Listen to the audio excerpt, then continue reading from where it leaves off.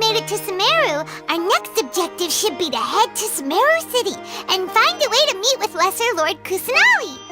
And speaking of Lesser Lord Kusanali, even though we haven't heard too much about her, she doesn't seem to be the same deity who abducted your sister. But even so, people call Sumeru the Nation of Wisdom, you know. If we can get a chance to meet the God of Wisdom, maybe she can give us some useful information. But, Paimon doesn't know the way to Sumeru City. Maybe we can climb up to that spot with the statue of the Seven on it. That'll give us a way better view of things. Even if we can't see exactly where the city is, at least we'll be able to check for some smaller settlements nearby. Wait a second. Look! There's someone up ahead! Perfect timing! Now we can just ask for directions rather than wander around like lost adventurers. Hey there! We're not from around here and seem to have gotten a little lost. We'd like to ask for some directions. Huh? Did they not hear Paimon? Hey! You over there! Could you give us some directions? Huh? What's going on here? There's no way she could have missed that. Wait! Could she be ignoring us? How dare she?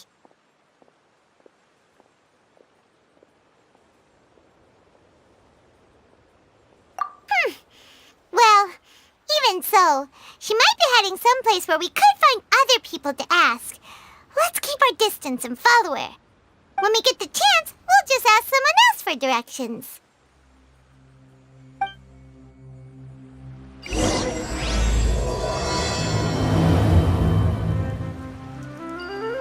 Come on, let's follow her. Just keep quiet. Make sure she doesn't notice us. Have you heard the ballad of the treasure chest?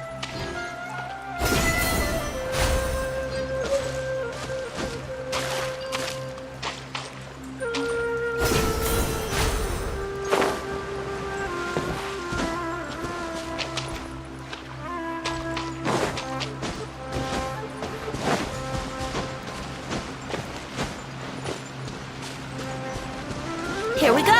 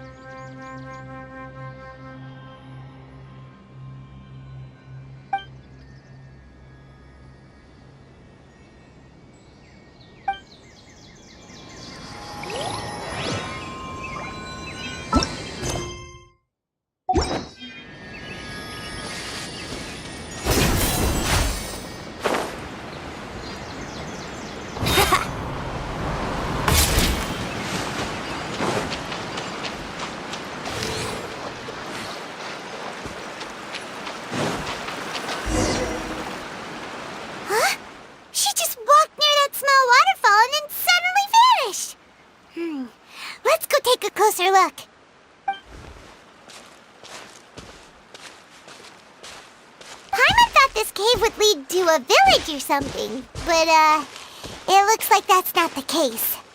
Look, she's sitting over there.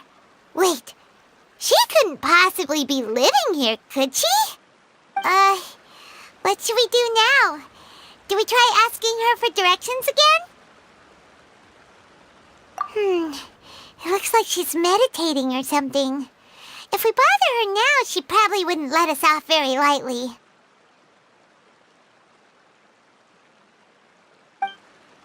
Oh! What a lovely smell! It's coming from that sensor over there. This is definitely not your typical place to call home, but at least it smells nice. Maybe living here wouldn't be too bad after all.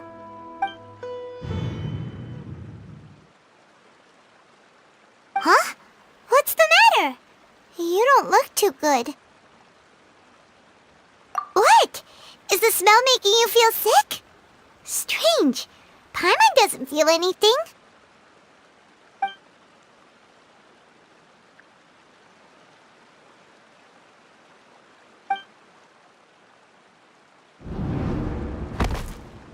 What's happening? Traveler? This is no time for a nap. Oh, come on, wake up.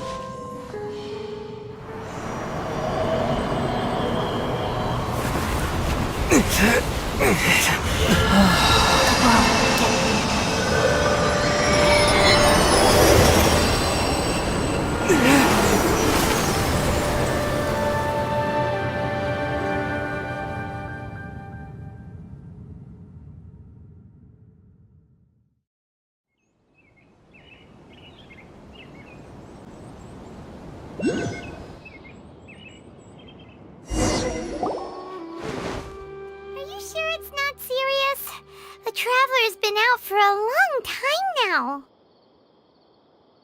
Yes, you can relax. Believe me, Master is extremely knowledgeable.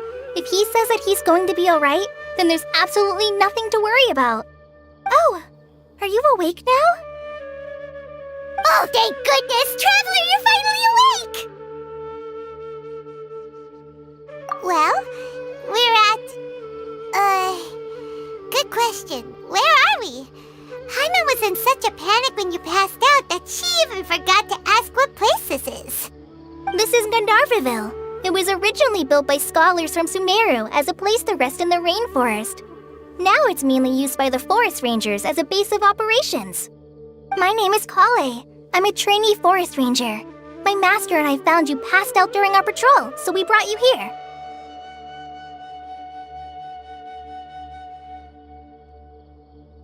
Oh, no things are necessary. I didn't do anything really. By the way, how are you feeling now? Any discomfort? Oh, that's Master's herbal medicine you're tasting. He gave you some while you were unconscious. Before I forget, Master mentioned you should take more medicine once you wake up.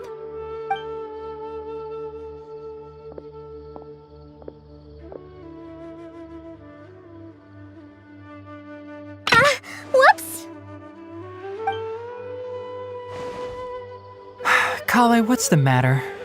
Were you trying to retrieve the medicine? As I've already told you, you must be careful with these. All right, I'll get it for you once I'm finished here.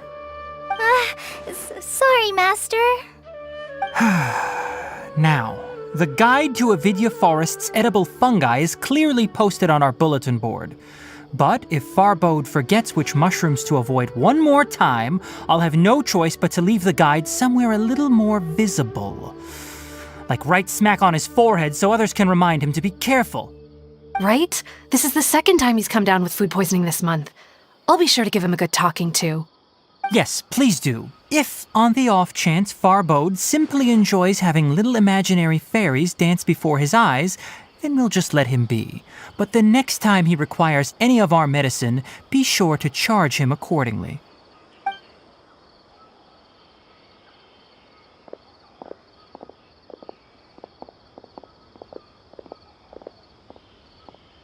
So, how are you doing? Feeling better? Oh, this is my master, Forest Watcher Tainari. He's chief officer over all the rangers here in Gandharvaville. I already informed Paimon about the reason you fell unconscious earlier. But now that you're awake, let me explain it for you as well. It is common practice for Sumeru scholars of certain darshans to dedicate themselves to training and meditation in isolated areas, particularly the nearby forests. While meditating, they use a certain incense known as spirit borneol to help calm their minds as they enter a state of deep rumination. In hopes of asking directions, you two followed a scholar named Hypatia into her cave. The incense you smelled inside was the spirit borneol I just mentioned. That incense typically has no effect on most people, but for a very select few, it can have profound effects on one's cognition, as you experienced firsthand. Does that make sense? Very good. Now, answer me this. Did you feel anything after passing out?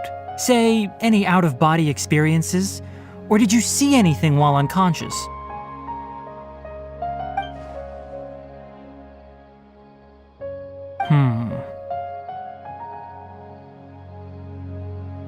Kale, let the others know to stop bringing their patrol logs here for now. Huh? Why? Because these two will be staying here for the next few days. They can have my room and I'll bunk with Amir. Now get a move on and be sure to do as I've said. Yes, Master Tainari.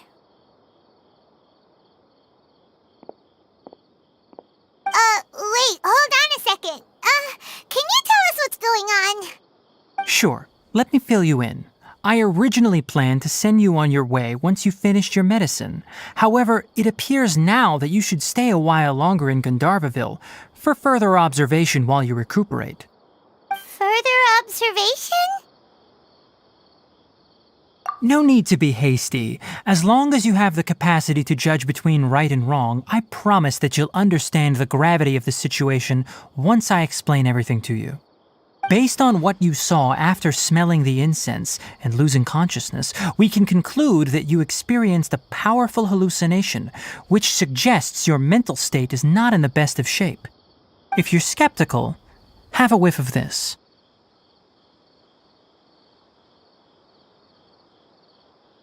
Whoa, are you okay? You're experiencing a similar sensation as when you passed out, aren't you? So even though your condition is stable as of now, if I were to haphazardly let you leave, it's highly likely that you'd suddenly pass out again somewhere else. The rainforest is home to many fierce animals and hazardous areas.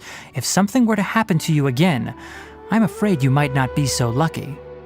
For now, I suggest you continue taking your medicine each day and avoid wandering off on your own. At least until you stop having adverse reactions to this kind of smell, okay? Good. Now continue resting while I fire up another bowl of medicine for you. Seriously?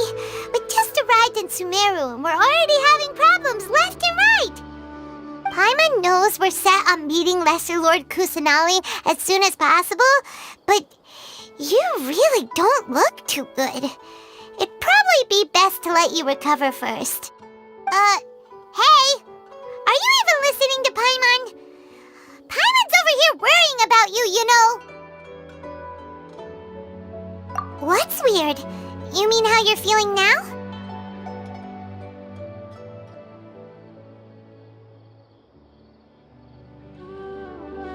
You mean the vision of tree roots and red skies you saw? But if those weren't hallucinations, what could they be?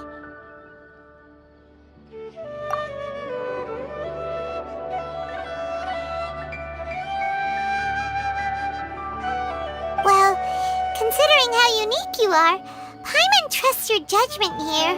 But why didn't you say anything about it to Tainari? If he misjudged your condition, then there's a chance you could get worse, right? Huh? You mean that Tainari already knows that what you saw weren't hallucinations? But if that's the case, why would he try to hide that from us? Oh, Paimon gets it now. That explains why you were so quiet earlier. Well, that settles it then. We'll stay here to rest up and figure out what's going on with your hallucinations. But it seems like asking Tainari might not be an option anymore. What do you think we should do? Good idea. Kale's pretty friendly. We can ask her tomorrow about what she knows regarding the Dendro Archon and customs in Sumeru.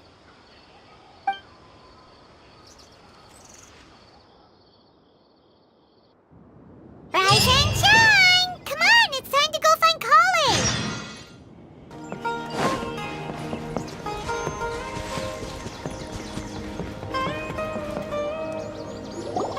All right, next let's see. Right hand. Yes, not bad. But please remember that you still need to be careful. Understand? Yes, I will. By the way, Master, I still haven't received the patrol route for today. Look, Kale, today's patrol will be a long one, so you won't be coming along this time. Besides, there's a chance we may encounter... well, you understand. But I have a vision too! Am I useless to everyone now? Don't talk like that, Kale. This is not something you need to be worrying about right now. Ah, there you are. Feeling any better? Yeah, since we'll be staying here for now, we thought we might as well try lending a hand around here. Seems you're not the type to sit back and take it easy for a while, huh? In that case, perhaps Kale could take you two for a patrol south of Gandharvaville for the day. And if you're feeling up to it, you can be responsible for cleaning the Statue of the Seven. Tainari, we're ready to head out. Roger, I'll be right there. All right, we'll be heading into the forest now. I'll leave any further details to Kale. Yes, you can count on me. So, Kale, what exactly are we going to be doing today? Tainari mentioned cleaning the statue just now, but, that doesn't really sound like the job for a ranger. Well, a forest ranger's responsibilities can be pretty diverse. They handle a variety of tasks, like checking the condition of outlying roads, maintaining forest facilities, ensuring fire prevention standards are met, and providing assistance to travelers and locals. As for Master, well, he has to handle more dangerous areas of the rainforest. Today we can perform routine checks on the pathway lamps as we make our way to the Statue of the Seven. Paimon, traveler, this way! You can leave the task of checking the lamps to me. In the meantime, you two can keep an eye out for anything unusual. 5 dusk birds.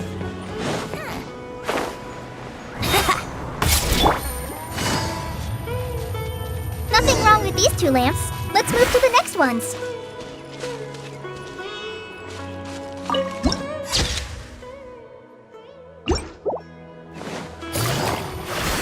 Oh, this lamp seems to be getting a little wobbly. Let me make a note of it. No problems with this lamp. Good.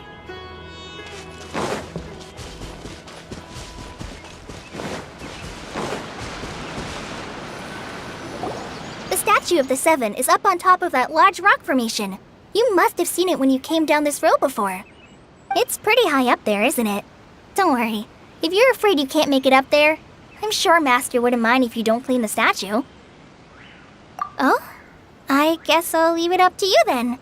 There's not much footing once you reach the statue, so be careful up there. Paimon will fly up with you and help you with those hard-to-reach areas. By the way, Kale, do you know anything about the Dendro Archon? You know, what's she like? That depends. Are you referring to Greater Lord Rukkhadevata or Lesser Lord Kusanali? Huh? Greater Lord Rukkhadevata? Oh, is that the name of the former Dendro Archon? Uh-huh. Greater Lord Rukkhadevata was Sumeru's first Dendro Archon. She created the rainforest as well as the wall of Samiel around the desert. Her works provided a means of peaceful living for everyone. To the people of Sumeru, she's not only a symbol of wisdom, but also of power and kindness. Unfortunately, she disappeared in a great calamity that occurred a few hundred years ago. According to what Master has told me, the sages later found the newly born Dendro Archon and whisked her back to Sumeru. To celebrate the reinstatement of their lost deity, the sages dubbed her Lesser Lord Kusanali and let her reside in the sanctuary of Siristana. Uh-huh. Then what happened? Well, and then... I'm not too sure what happened, to be honest.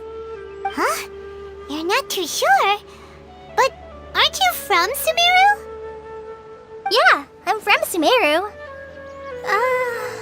But... Maybe it's difficult to discuss this topic with strangers. If that's the case, then don't worry, we understand. No, it's not that. I'm not trying to hide something from you. Besides, I don't consider you two strangers. Anyway, you two know Amber, right? Wait, Amber? You mean... Yes, that's her. I once lived in Mondstadt for a while, and she helped me a lot during that time.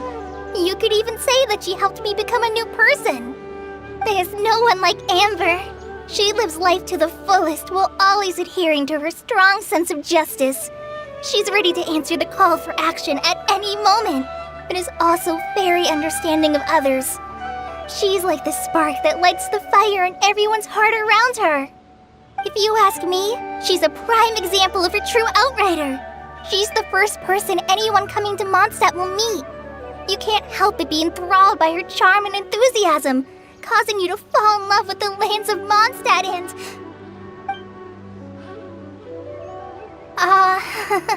sorry.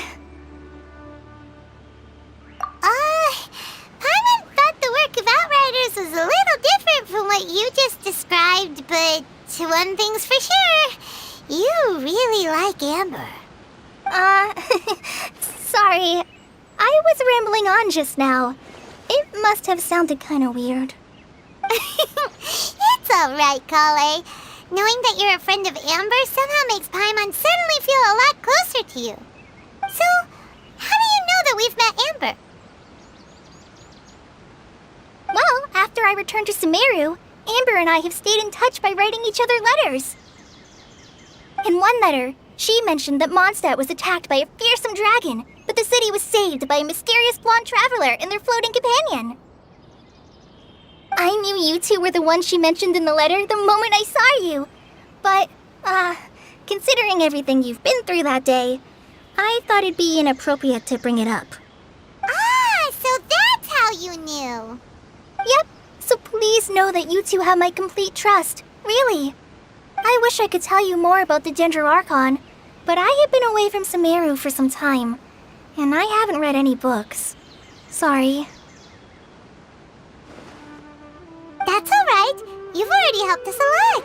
We had never even heard of Greater Lord Rukkhadevata or the Sanctuary of Surasthana until you mentioned them. Oh, I'm happy that was helpful. There is one thing I want to ask, though. Why do you two want to know about the Dendro Archon? Hmm. So that's why you're here. Thank you for telling me your story. mention it. We are friends after all, right? Alright, we have a statue to clean. You both have my thanks. While you two are up there cleaning, I'll go ahead and inspect the forest canopy. Let's meet back here shortly.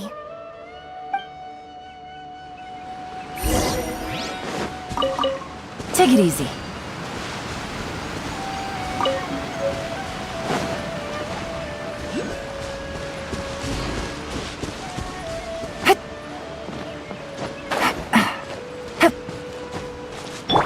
Brace yourselves.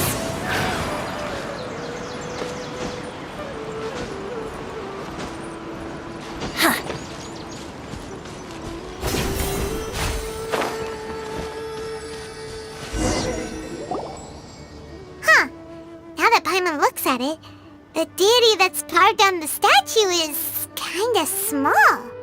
Do you think she's supposed to be Greater Lord Rukkhadevata or Lesser Lord Kusanali? The name does seem to fit the statue somehow. Well, anyway, we'll have to figure that out later. Let's get started on cleaning the statue. Paimon will fly up and take care of the top, and you clean everything below.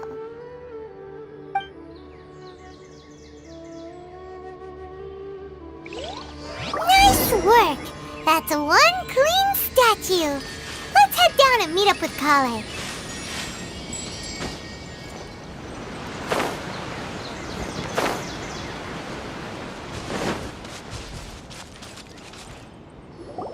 Kale, we're back! Welcome back! You must be tired after all that climbing. Let's take a little break. I brought some fruit and water for us. Yay! Food! What kind of goodies did you bring? Hey! Don't be a party pooper! It's not like Kale is a stranger or anything. Besides, the best way to compliment a chef is to show passion for their food. Xiangling taught Paimon that. I prepared a nice portable dish that forest rangers like to eat called pita pockets. I hope you'll like them. Whoops! Ah! No! You dropped it on the ground! Not to worry. I wrapped a few layers of oiled paper around each pita. They should be fine. Oh, whew. Paimon nearly had a heart attack there.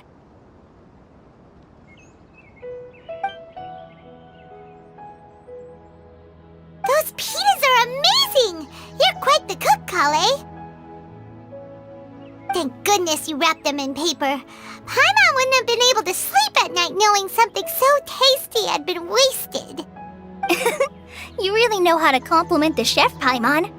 Since you liked it so much, I'll be sure to give you a copy of the recipe sometime. I'll even include all my personal cooking pointers, so you'll be making your own pita pockets in no time. Yay! Thanks, Kale! It's hard to believe someone as diligent as you could have clumsy moments too. Oh, I guess it happens from time to time. So, Kale, don't you think that Tainari's a little too strict with you? He won't let you touch anything without his permission. Paimon knocks stuff over all the time flying around the Traveler, but he's never said anything. Everyone has their clumsy moments. No, you've got the wrong idea about Master. Sure, he may seem a bit harsh at first, but with some time, you'll see that he's actually very kind-hearted. I've heard the veteran rangers say that Master is from some ancient and mysterious race that is known for their cunning wit and reclusive nature. Oh, by the way, you've heard of the Academia, right? Well, there's a group called,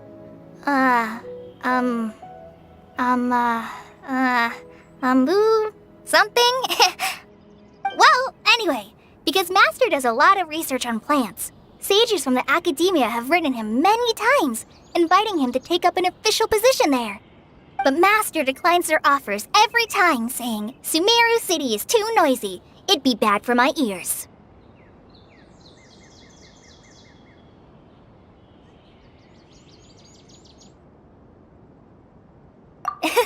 Seems you already know him well. Anyway, I'm sure the sages were not happy about his responses. Master could obviously have a bright future in the academia, but he insists on sticking to the path of a forest watcher. Every day he helps the locals of the forest and passes on his extensive knowledge to trainees like me. In fact, Master's the one who taught me how to make pita pockets. Really? Paimon would have never guessed that.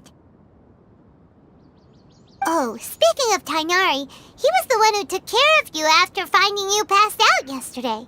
He even carried you all the way here. Paimon's still kinda upset, though. He kept scolding Paimon the entire way here. Oh no, I'm sorry. Master might have been overreacting a little. But, it's mostly because Paimon wouldn't stop yelling, "Why, oh why? Is he going to die?" It probably started to get under Master's skin after a while. Hey! Don't laugh! Paimon was genuinely concerned about you.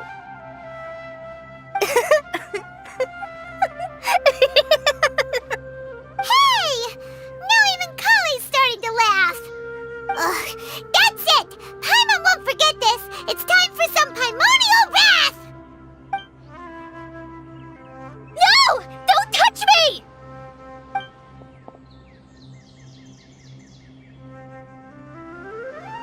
Oh, sorry, Kale.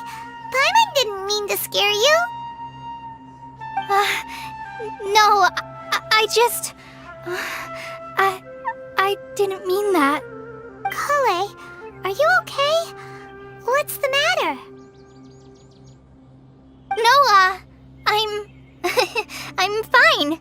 I'm sorry. I must have startled you both reacting like that. Oh, well, it's getting late now. Let's hurry back to Gandharville. I think Master and the others should be back by now, too. Huh? What was up with Kale just now? And why is she in such a hurry all of a sudden? Look, she's practically running back. Paimon can't even see her now.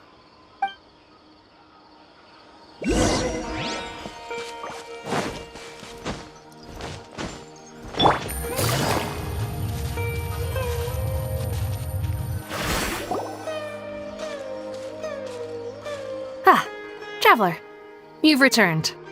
Yep, we're back. Have you seen Kale by any chance? Oh, Kale? Yes, I saw her go into her room just a moment ago. Oh, okay. Guess we'll just have to wait and talk to her tomorrow then.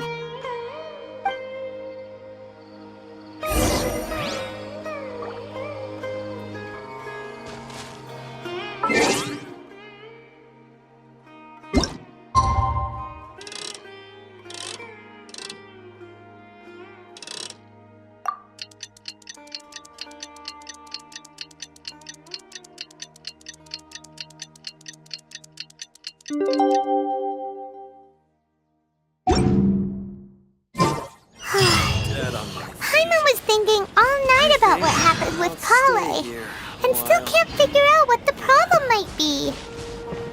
Maybe she's in a better mood now. Let's go check on her.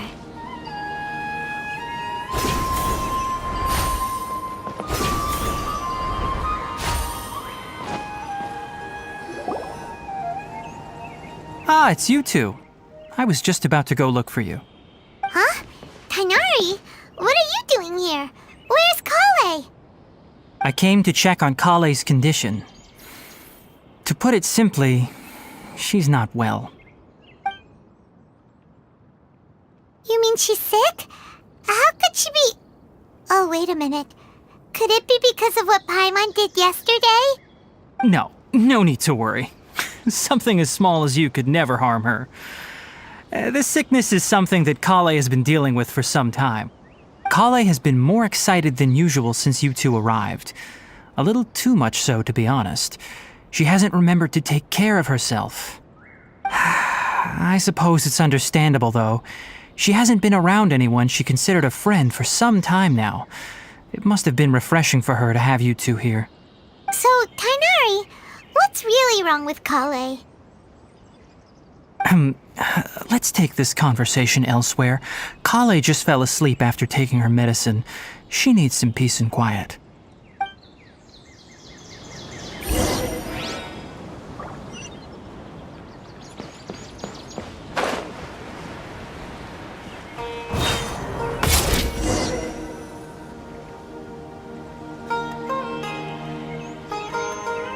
All right, let's continue our conversation here, shall we?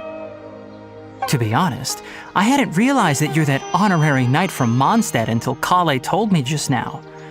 I've also heard all about your deeds in Liyue and Inazuma. So, just to clarify, what I'm about to tell you about Kale is not because of who you are or your past feats. Instead, I am going to tell you because Kale asked me to. And honestly speaking, I was against Kale revealing her past to you. But she insisted, saying you two treated her with sincerity and as a friend. So now she wishes to reciprocate the gesture. So, Tainari, what exactly is wrong with Kale? You said this is something she's been dealing with for some time. Just how serious is it? Right. Ever since she was a child, she's been afflicted with a disease called Elazar. Elazar? Yes, it's a disease unique to the lands of Sumeru. It is characterized by dark and hardened scales that form on the body. At first, the afflicted may only feel mild numbness on the affected area of the skin. However, as the disease progresses, one may begin feeling fatigued and even experience peripheral paresthesia.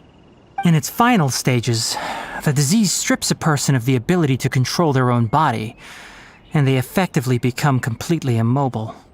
That sounds terrifying. Wait, hold on. So when Kale seemed to be acting a little clumsy earlier, it was because... Correct. That would be the effects of Elazar, which is precisely why I do not want her carrying or holding anything, lest she ends up hurting herself. With appropriate treatment, the disease can be effectively controlled before it progresses to a more serious stage. However, there is unfortunately still no true cure for Elazar. Nevertheless, Kale's mother still hoped there was something out there. She handed Kale over to an organization known as the Fatui after one of their members lied and said they had a cure. What? The Fatui? Ah, it appears you are already familiar with them. That'll save me some explanation. Anyway, the person who eventually rescued Kale and brought her to me for care said that she had been given to a harbinger known as the Doctor. I have no idea how this doctor managed to do it, but her case of Elazar was completely stable for all the years that Kale was with them. However, Kale's days with the Fatui were anything but pleasant. Kale is a resilient individual and always tries to appear cheerful, but her experience with the Fatui has left deep scars. Even now, she can still feel deathly afraid of someone touching her. Oh, Paimon had no idea Kale's been through so much suffering. Oh, by the way, Paimon, Kale wanted me to tell you that she's sorry for scaring you yesterday. She also wanted both of you to know that she's sorry for hiding her illness. She doesn't need to apologize. None of this is her fault at all. Well said. I hope you'll get a chance to tell her that in person the next time you see her. Kale once thought that it would be impossible for her to have any real friendships. I trust that you two will never let my trainee experience such emotional pain again. Don't worry, Tainari. We'll take good care of her. Well, it's not too serious at this point. She overexerted herself the last couple of days, which is what led to her breakdown this time. As long as she has taken her medicine and gets plenty of rest, she should get better. Though, I must admit that Kale's condition was much more stable when she first arrived here in Gandharvaville. She was interested in the work of the forest rangers the moment she saw us. I could see that she was serious about learning, so I felt compelled to ask her to join us. Her stamina has gotten much worse recently. Though a moderate amount of physical exercise is always necessary, I'm afraid the long-distance patrols are a little too much for her now. All right, Now that I've told you about Kale's past, I think I'll head into the rainforest to find some ingredients needed for her medicine. I'll see you two later. Yeah, we'd like to do something to help Kale too. All right, but I must warn you two. The rainforest is a dangerous place, especially for someone who's still recovering like the Traveler. You must follow closely and listen to every instruction. No problemo. Let's go then. We'll be looking for a plant known as lunar lotus. It's often used to help those afflicted with Elazar recover their energy. Hey, Tainari, where exactly are we going to find this plant? Lunar lotus can be found all over the rainforest, but it often grows right here around Gandharvaville. Given the name, it sounds like we should be looking for it in the water. You are correct. Lunar lotus grows in the water. When fully matured, they look like giant blue flowers floating on the water's surface. Quite an attractive species, if you ask me. The large petals are actually the plant's leaves and sepals, which surround a very small flower. You should note that many of the plants found in Sumeru have names that are contrary to their species. Take the Kalpalata, for example. The plant is not a lotus at all, but rather a vine. And then there's the Sumeru rose, which is not a rose, completely contrary to its name. Oh, okay then. Note to Paimon, never bring up the topic of flowers with Tainari.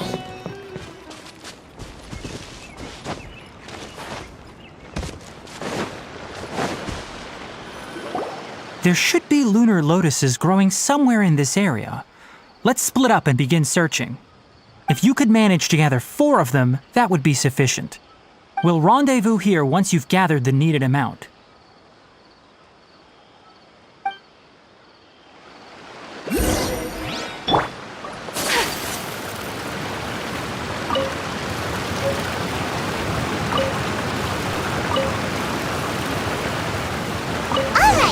Gathered enough lunar lotuses.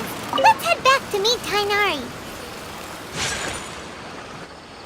Hey, Tainari! We found the lotuses you requested. Let me take a look.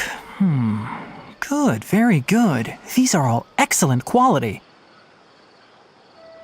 I'm quite glad you two came along. Your exploration experience helped save me a lot of time here. It seems we even have enough time to stock up on some other things I need. Hey, Tainari!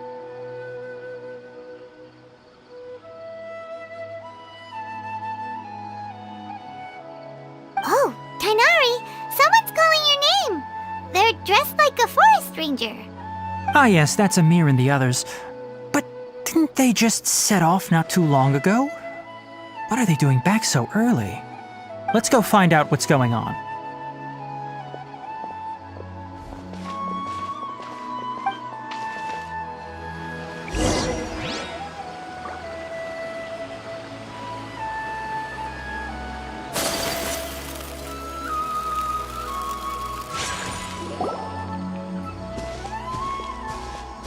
Tainari, thank goodness we found you here. We were just about to head back and find you at Gandharvaville.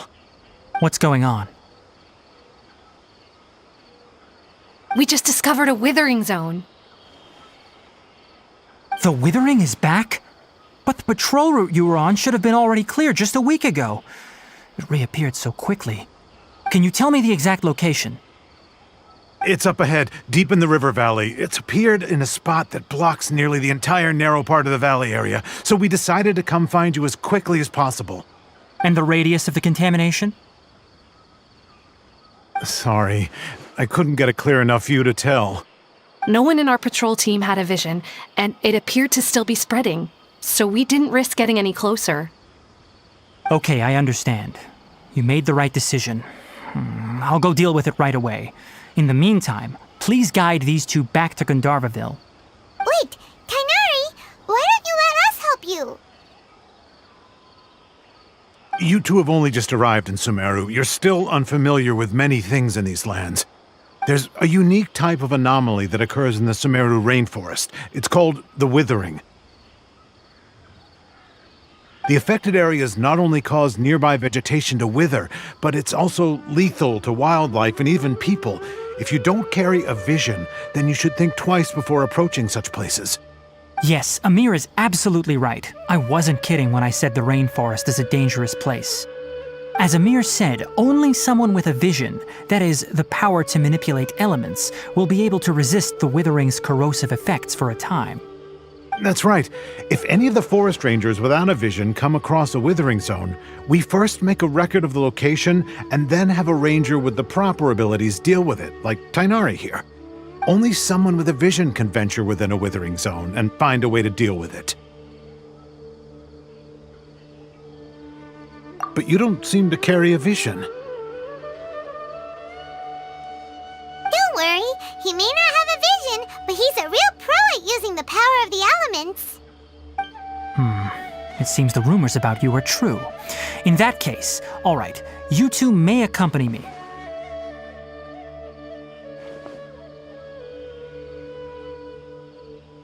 We typically only teach visitors how to identify the withering as they're about to leave Gandharvaville. We'll make an exception today and show you what it looks like up close.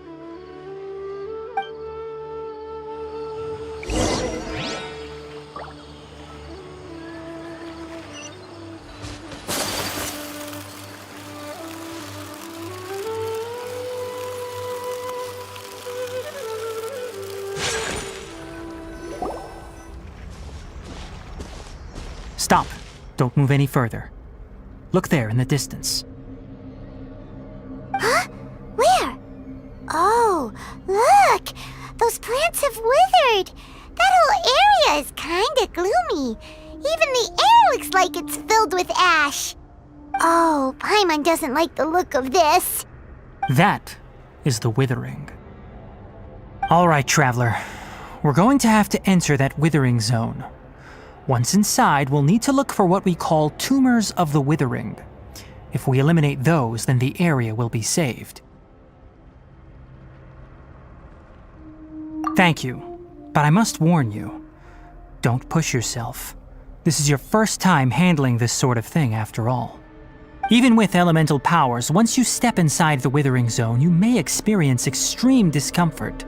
If at any point it becomes too much, return outside of the zone and take a breather. It could become a matter of life and death. You ready then? Let's go.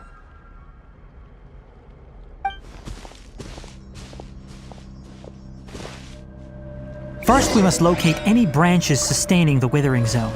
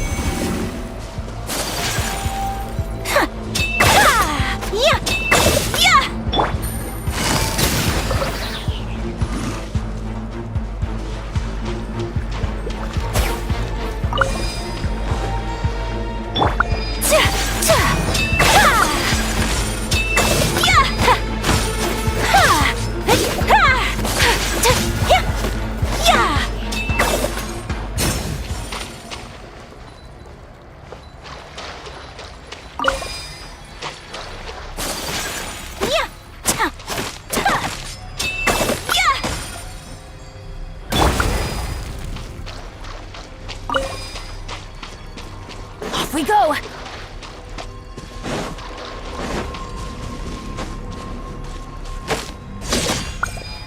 Great work. Now that all the branches have been cleared, we'll need to take care of the tumor. Going in! Why do they never miss? Now, destroy the tumors of the withering.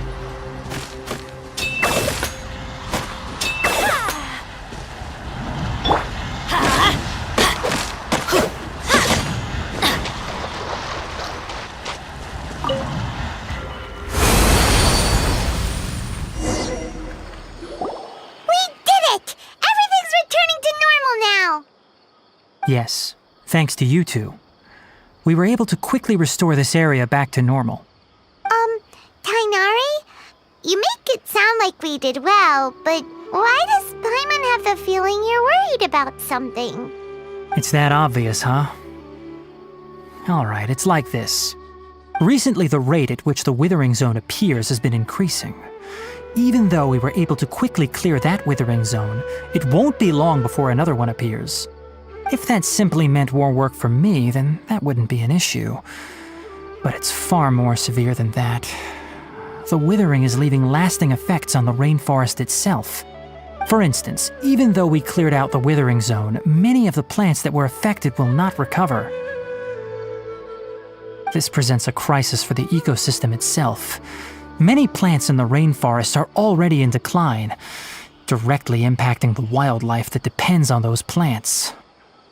And most disturbingly, as the appearances of withering zones have started to increase, Kale's case of Elazar has also become more serious. Huh? Well, why's that? I'm still not sure of the exact reason. However, I've received word from acquaintances at the academia that similar cases are being reported for patients with other conditions. No, none that we know of. The withering has been recorded in Sumeru for millennia. It's said that it originates from the depths of the world. By the way, have you heard of Irminsul before? Irminsul is a tree located deep beneath the surface. Although it isn't like any tree we know in a biological sense, you can basically think of it as a large tree that grows downwards rather than upwards. I'm sure you've heard of ley lines, right? They're like the roots of Irminsul, spreading and extending from a massive cavern deep underground all the way up to the surface.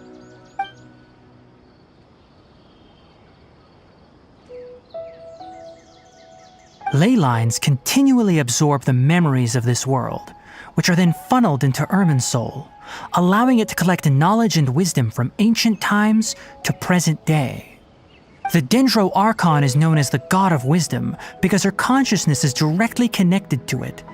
It is also said that the Dendro Archon's power is a manifestation of Irminsul. And as for the withering, its emergence is related to a disease that's affecting it.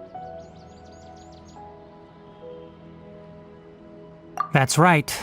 My ancestors learned of this from Greater Lord Rukadevata's familiars a long time ago. But even those mysterious creatures did not know of a cure for Irminsul. I'm afraid we rangers will be battling the withering zones here for a long time until a cure is found. Alright, that's enough on this topic for the time being. Now that we've taken care of things here, it's time for us to head back to Gandharvaville.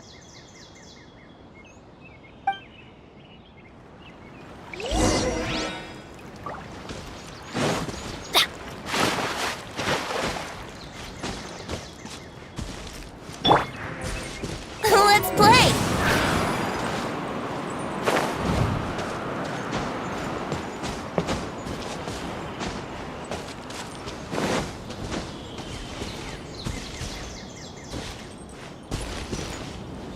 Here we go!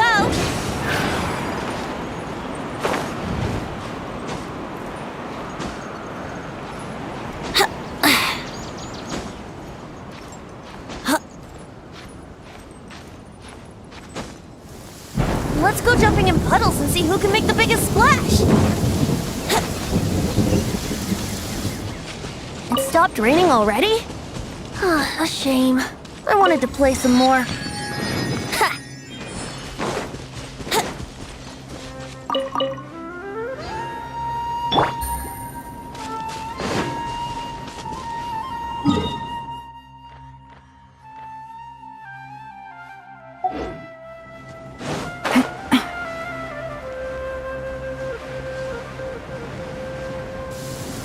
It's raining again? Oh, this isn't good. If the rain washes away the traces, it's gonna set us back a long way.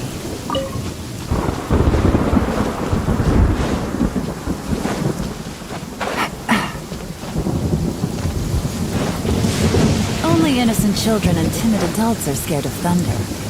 But you're not either of those, are you? Yahoo!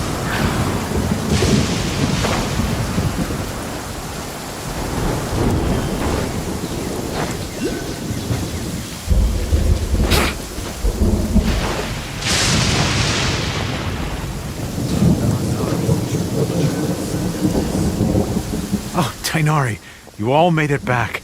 How did it go? The withering zone you reported has been taken care of. No need to worry. Huh. Wait, is that? Oh no, Hypatia!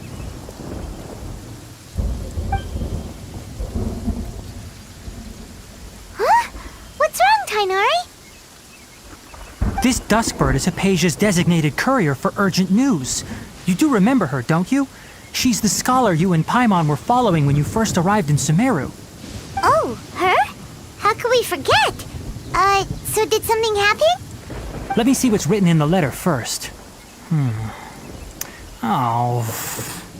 So what's it say? And what's with that weird expression on your face? Just let Paimon read it. Huh? All Paimon sees are 3 squiggly lines. Yes, allow me to explain. After we brought you from Hypatia's cave to Gandharvaville, Hypatia resumed her meditation. She must have just finished. It's been nearly 3 days since she's had anything to eat, and it appears she's forgotten to prepare some rations. This letter is her asking us for help. We need to go. What? You mean she's been sitting there for 3 days? Hey, wait, how did you know all that from just a few lines on the paper? Well, obviously because this has happened before. Last time she drew 5 lines, and by the time we found her... Well, I'd prefer not to remember that. Needless to say, Hypatia's been through worse, but we should still get to her as quickly as possible. I've got some emergency rations set aside for times like these. Paimon, Traveler, could you two bring these to her? Wait, you want us to bring her the rations? But will the Traveler be okay if her cave is still filled with that funny incense? Let's find out. Here, Traveler, take a smell and see. So, how do you feel? Huh? Really? You're not feeling even a little drowsy? But wait, how'd you know that he'd be okay this time, Tainari? Back when we were clearing the Withering Zone, I observed that he could adeptly manipulate the Dendro element. I knew then that he would be fine. And if I may ask, when I was telling you two about Irminsol's ley lines, was what I described similar at all to what you saw while you were unconscious? That's correct. Those weren't hallucinations at all. Though I don't intend to apologize for deceiving you. Because what you saw is of significant importance. Not just for the nation of Sumeru, but the entire world of Tevat. My forefathers were shown much favor by Greater Lord Rukkhadevata. We took an oath to protect this nation together with her.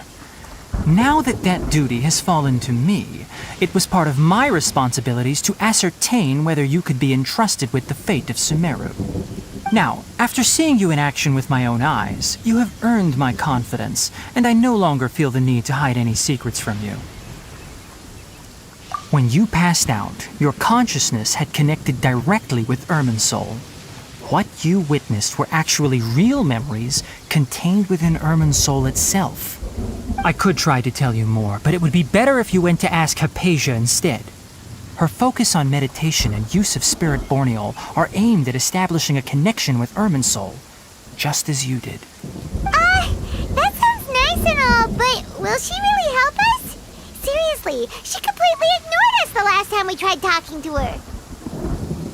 That was because when you ran into her, she was in a special phase of her training. During that time, she must avoid communicating with others. Please, wait here for a moment.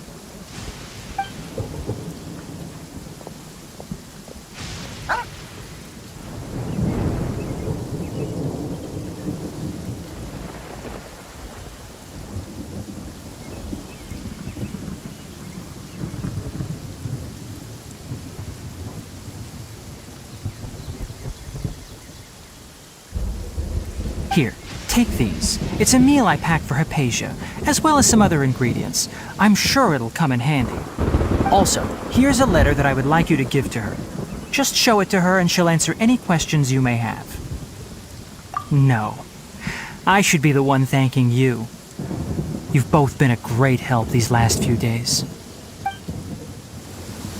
Hypatia should still be in the cave.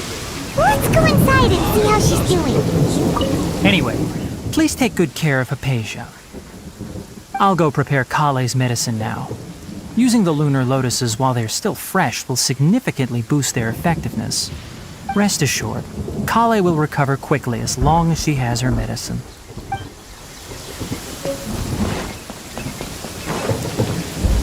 Wouldn't gliding be faster?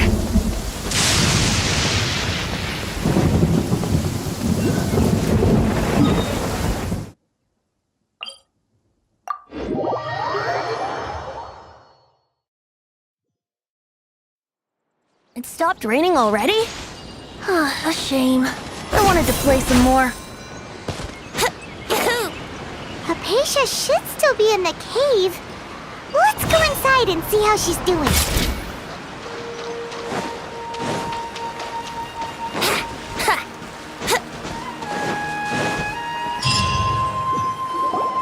Hello? Hypatia? Hey, there's nobody here. Maybe she went out to look for some food. Let's try looking around the area.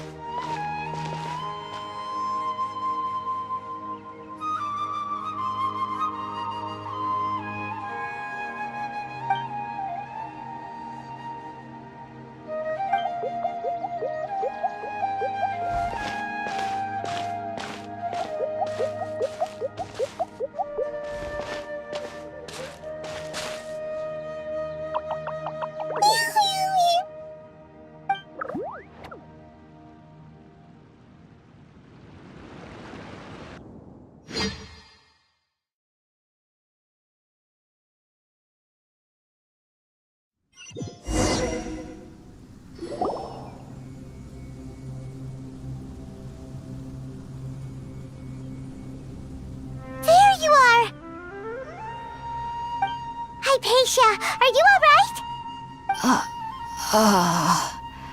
So hungry. There's no way we can get her to eat in her current condition. Let's try finding some water first. Huh? Wait, why does it look super foggy outside all of a sudden? Anyway, let's go look around.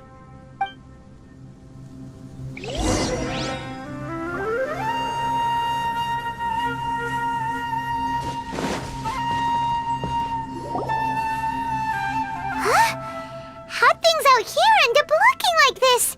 What happened? And where are we? Really? Oh, maybe you're right. Let's go investigate the area.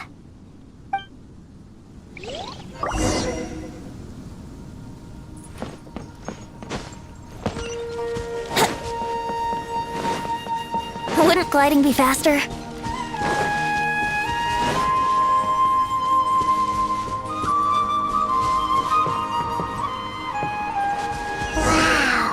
This place is huge! Paimon knew there's something off about that cave. Let's think of a way to get over there and have a closer look.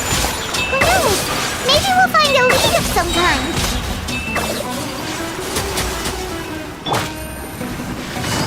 Gotcha! Let's light it up!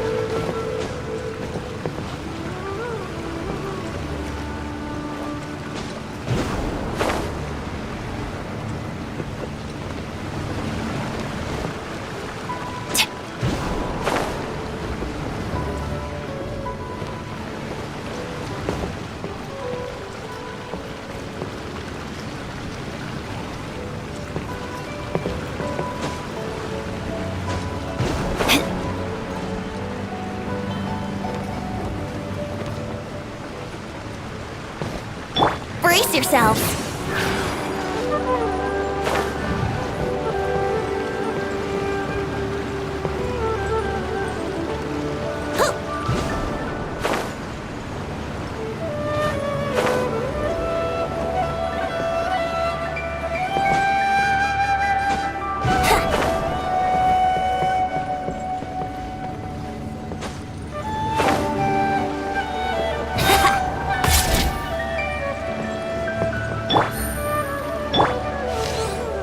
Here we go!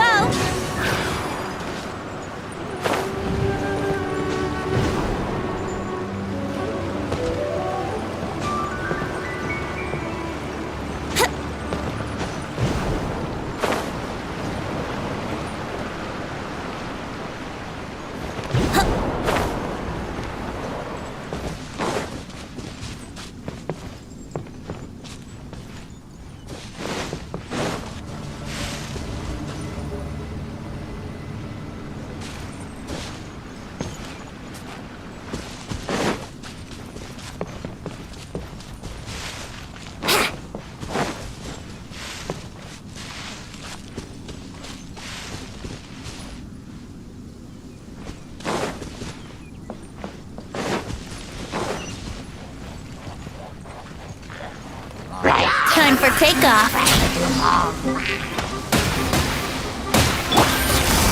Busted. Quietly now. Things are about to get dicey. Everybody stand back! Take flight!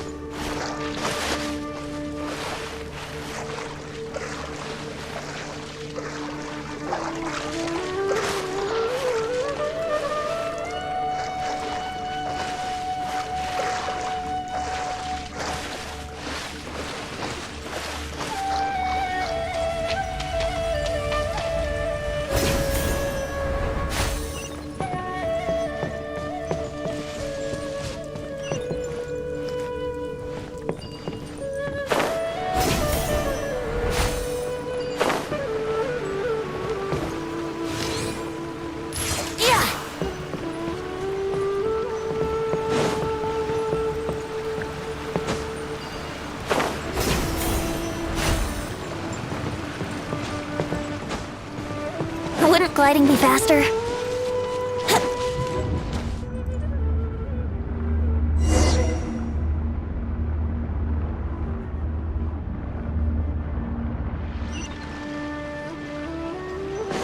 Huh?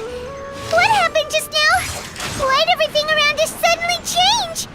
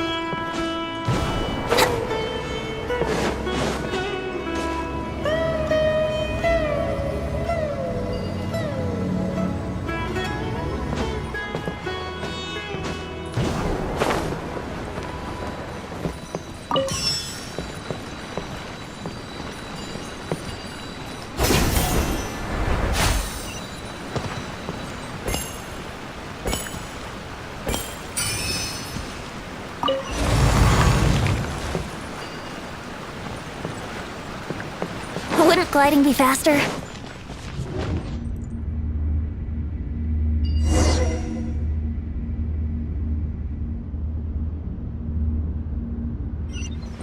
What in Tibet is going on here? This place is getting weirder by the minute! Hey! What's the matter? You don't look so good!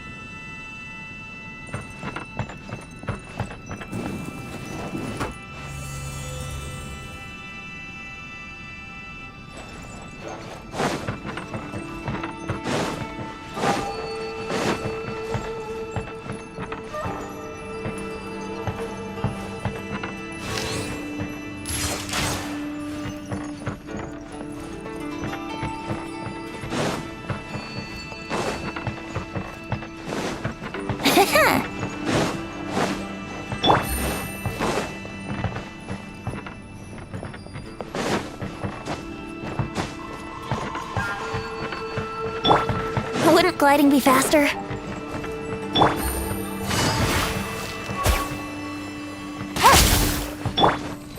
Whirling snow! Yeah!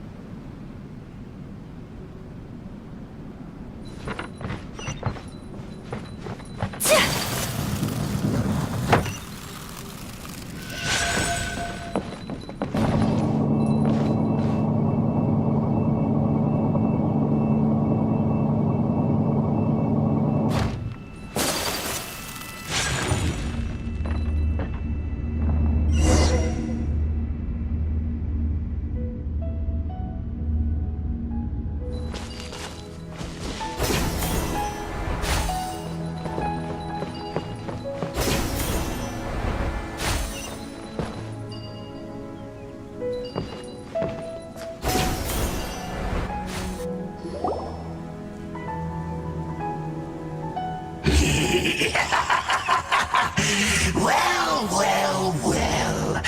Looks like we meet again, traveler. The Abyss Herald! What are you planning to do in this strange place? Strange place. Plotting. You needn't worry about such things. They don't concern you.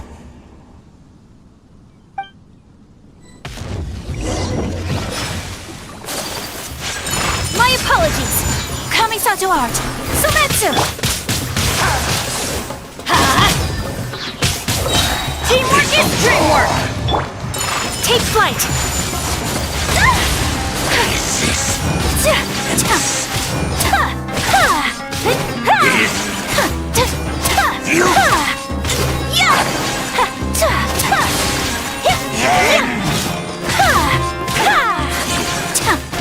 My apologies!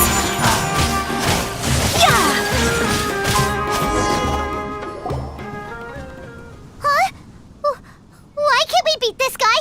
Oh, Paimon doesn't get it! We faced others like him before! What's wrong this time? Traveler, though you may have managed to avert countless crises before, your good fortune was bound to end sooner or later. It's time you realize how weak and powerless you really are. Your sister. Oh, pitiful traveler. Are you really so ignorant? Or are you just living in complete denial? Her Highness has long since forsaken you. Your meager existence in her eyes is that of an annoying bug, only to be stepped upon. The bonds of love and family which drive you to find your sibling are utterly gone. Your journey is meaningless.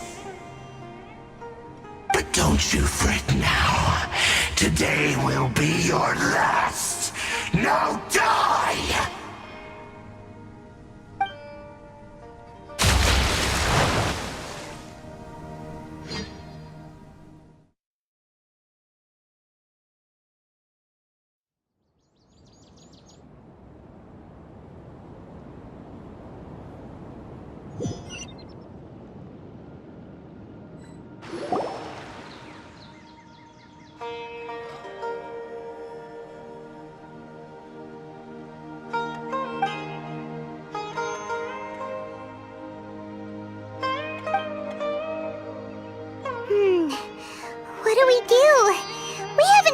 Hypatia anywhere out here.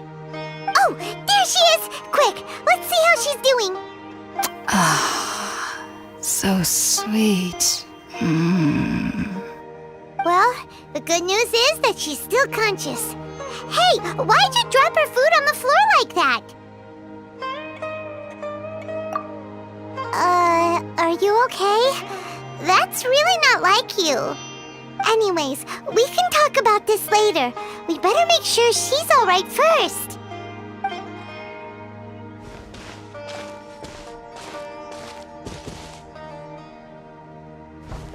Whoa! Wait a sec. Look at all this fruit lying around her. We can put that to good use.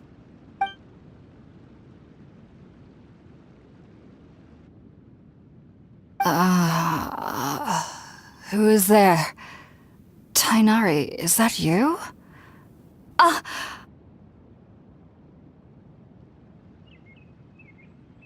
Huh? It's okay. You can relax, Hypatia. Tainari sent us here to bring you some food and water. Here, we have a letter that he asked us to give you.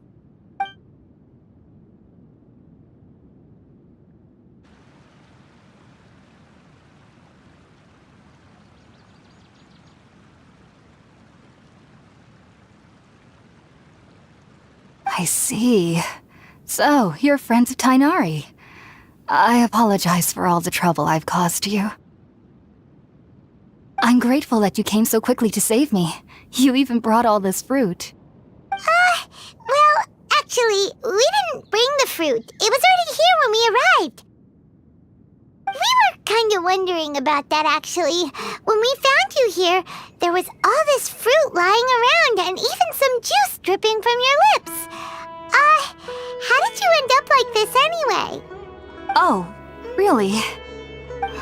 I seem to understand now. All the fruit was likely from my, neighbor. Must have come by and saw me like this. Your neighbor? You mean there's someone else living nearby? Oh? So you're able to see them too?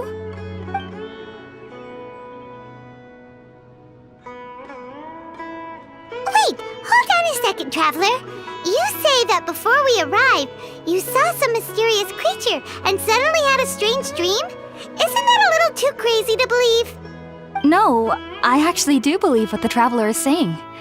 I myself had a similar experience once before and ended up scaring my timid little neighbor here. You needn't worry. They mean you no harm.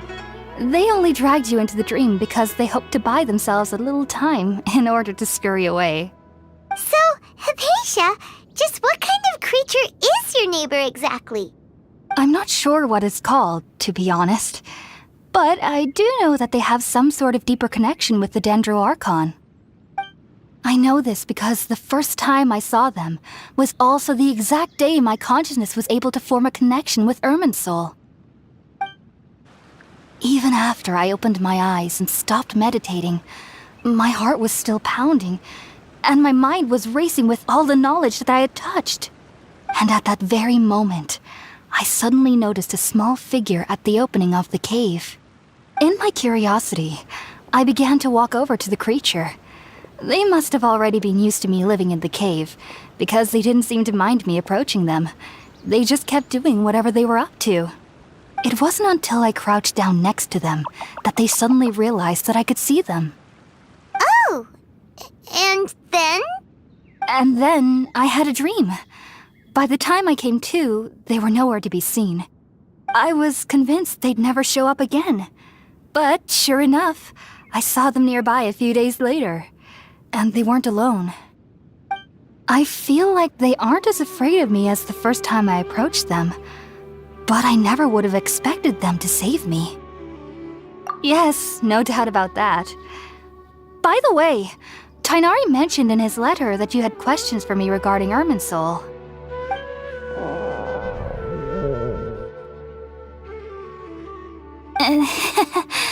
Sorry about that. Sounds like just drinking juice still isn't quite enough for my stomach. Well, if somebody hadn't dropped the food earlier... Anyway, looks like we'll need to prepare something ourselves. Besides, Paimon Paimon's getting hungry too. Let's eat first and talk about Irminsul later. Alright, we're up, traveler. Today's menu will feature sweet madame and a radish veggie soup. You'll love them, Hypatia. They're our specialties after all. Sounds good. I've never tried any dishes from other nations before. I certainly look forward to it. It's been so long since I've had a decent meal, too. To be honest, the last time had to be when Tainari came to visit.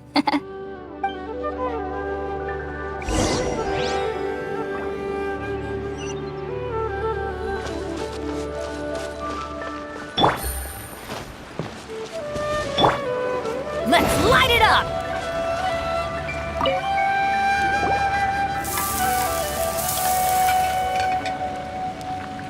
All done! Let's use the empty box that Tainari gave us since we already washed it. Oh, it smells amazing! And the box is a nice touch too! Let's go serve this up and start eating with Hypatia!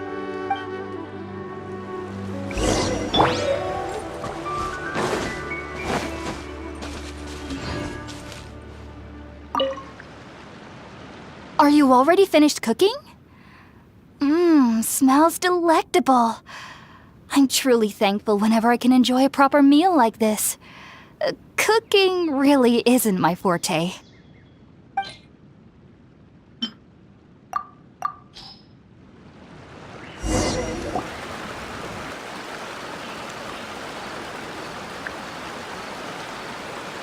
Even though everything you mentioned was in Tainari's letter, it's still hard to believe you were able to connect with Irminsul immediately after smelling Spiritborn eel for the first time. It took me nearly 3 years before I could do so. And everyone at the Academia even lauded me as a genius. You should know that some researchers spent their entire lives without ever successfully connecting with Irminsul as you have. So why does this incense allow people to connect to Irminsul? The ingredients used to make Spiritborn ale primarily consist of plants created by Greater Lord Rukkhadevata. These special ingredients are conducive to heightening our senses to the Dendro Archon's power. Since the root of the Dendro Archon's power lies within Irminsul, we can occasionally tap into her powers to peer into the depths of the earth. Naturally, anyone who can establish a connection with Irminsul in their first ever attempt must be a person of great understanding. Makes sense. But Paimon's got a question. Why was he sensitive to the smell of those plants for such a long time? That was primarily due to his body's unique constitution. Stimulated by the incense, he could perceive the Dendro Archon's power and experienced a sensory overload, hence the adverse reactions. Taking in any scent similar to the ingredients of Spiritborn ale would cause adverse effects. Not to worry though, it appears you've already fully recovered. Technically, your body should still be sensitive to the powers of the Dendro Archon, but unless you're using intentional meditation techniques, the scent of Spiritborn ale should no longer trigger such reactions. Whew. Well, that's a relief. I must admit, I am quite envious of your abilities. Even if it meant suffering from pounding headaches for the rest of my life, I'd consider it worthwhile so long as I could connect with Irminsul at will. Whoa, you're really serious about this whole thing, aren't you? I am a researcher after all. As a member of the Ritaoist Archon at the Academia, my main area of research is the stars and their connection to the fate of living beings. But there is still so much we don't know, especially regarding the mysteries that lie in the starry skies. Which is why I must turn to the all-knowing Irminsul for answers. If only my perception wasn't so limited. Unfortunately, I cannot guarantee that my every attempt to attune with Irminsul will be successful, or that doing so will leave my consciousness intact. I am currently in the stage of training known as Satyavada life. Many researchers in Sumeru have lost their minds while seeking to attune with Irminsul during this stage. Sages have said that Irminsul contains divine knowledge, and touching such knowledge without the proper preparations and abilities will only lead to one's mind caving in on itself. That's why we meditate alone. We need to ensure that our minds will be calm while minimizing the possibility of involving anyone else. Whoa, so knowledge from Irminsul can be super dangerous. Aren't you afraid of the risks, Hypatia? Of course I do. Especially during nights that are pitch black with no moonlight, and dead silent without even the sound of insects. However, I've been feeling better as of late. I don't get as scared anymore knowing that I have a little neighbor living nearby. I believe that being able to see them is a sort of blessing from the Dendro Archon. But what's strangest of all is that they're clearly an envoy of the God of Wisdom herself, and they have the curious power to make people dream.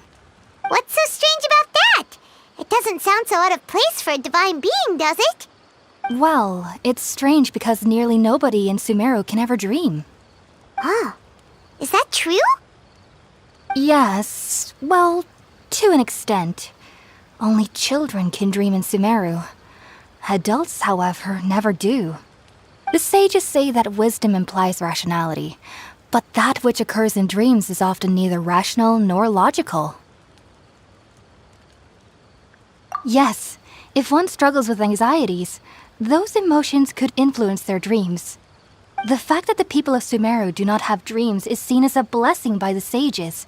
They believe that Greater Lord Rukkhadevata, the god of wisdom, is keeping us away from the foolish delusions you encounter in your sleep. I was born into a family of scholars in Sumeru City. Ever since I was a child, my parents would always tell me that I'll know I've grown up once I stop dreaming. I studied hard, enrolled as a student in the academia, and went on to become a researcher. Sure enough, I never dreamed again. But then, on the day I scared the little Aranara, I suddenly saw a dream again. It was incredible. Though I don't exactly remember what I saw, I clearly recalled the feeling. I suddenly felt like I was a child again. Back then, I was foolish and ignorant as any youth would be, but I was free of fear. Maybe dreaming isn't as bad as we've made it out to be. Just be sure not to speak of this if you travel to Sumeru City. They'll look at you as if you've lost your mind. So, do you have any thoughts about the things he saw when he connected with Irminsul? Sorry. I'm afraid I don't have any answers as of now. All I can say is that what you saw is a memory contained within Irminsul itself. World forget me. What could that possibly mean? If only I could ascend past Satyavada life and begin Paripurna life, I might have some more answers for you. If you two are ever in the area again, please be sure to come and see me. There's no need to be thanking me. You two are my saviors. Besides, I'm already looking forward to tasting some more of your cooking.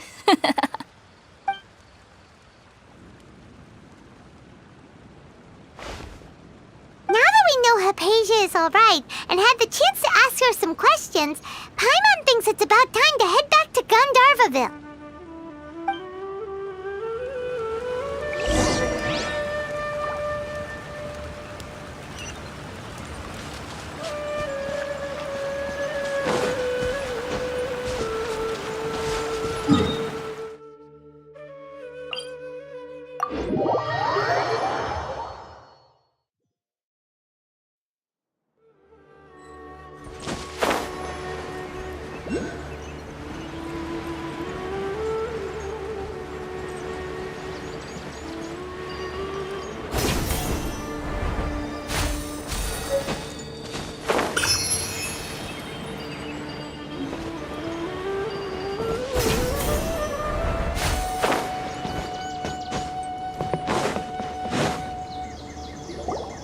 Think about it, Tainari. Refusing to join is tantamount to burying your head in the sand.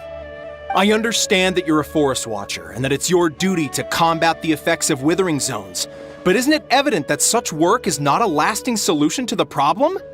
As Sage Kage clearly stated, your presence and guidance in Sumeru City is pivotal in finding a cure for Irminsul. How could you possibly refuse? Keep your emotions in check, Ghulam. Let's at least listen to Tainari's reason for declining. We're here to invite him to the Academia, not to cause a scene. Sage Kage, I am truly honored that you came here in person, but I'm afraid I must still decline your invitation. I am merely a forest watcher. How could the great minds of the Haravatat have any need of someone like me? Well, it turns out that your refusal letter had some implications on your master's reputation. He is a renowned sage of the Immorta, after all. So now I've come here in his stead. I see. Huh. And I figured that given his temper, he would come here and berate me personally. Tainari, your master is an integral part of this effort, and now he requires your assistance. And what exactly does my master need of me, Sage Kage? You'll know, once you've arrived in Sumeru City, that is. And how long will I be required to stay? There's no definite answer as of now. Do you mean to tell me that despite coming all the way here to Gandharvaville, you still can't answer the questions I laid out in the letter to my master? If that's the case, then I'm afraid I cannot give you a definite answer either. Tainari, but you... So be it. Come, Ghulam, we're leaving.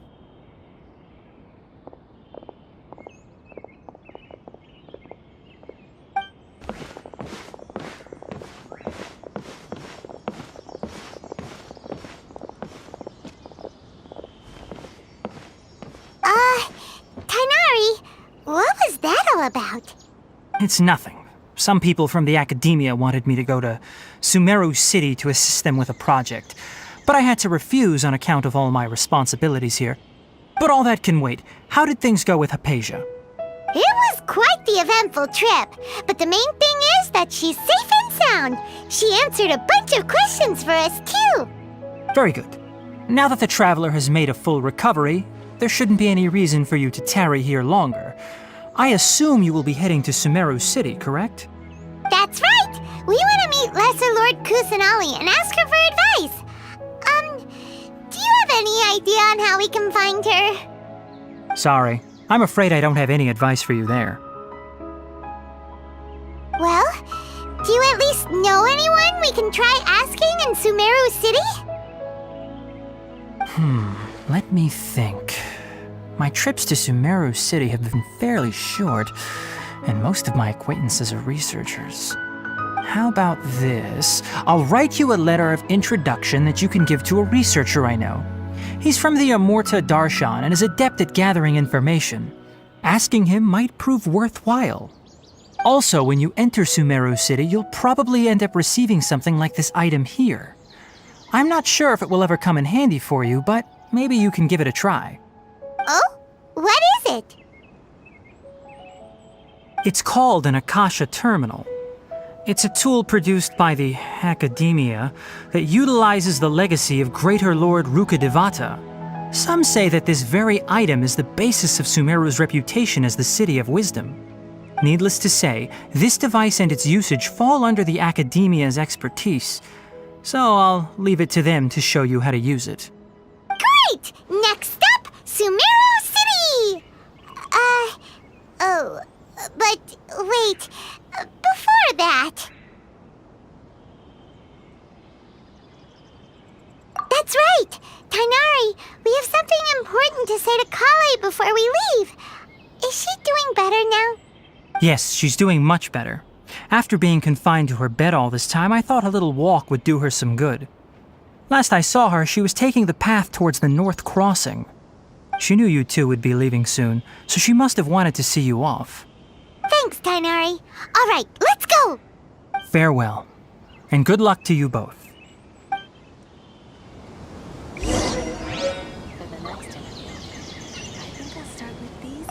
Kale is waiting at the northmost crossing of Gandharvaville.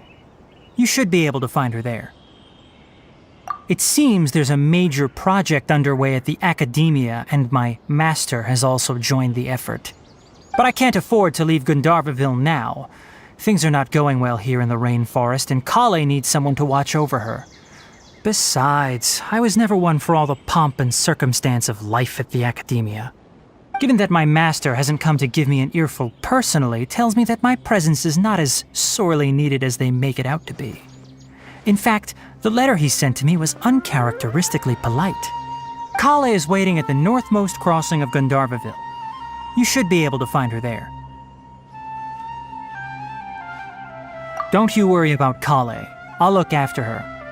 I'll find a way to understand the relationship between the withering and her disease.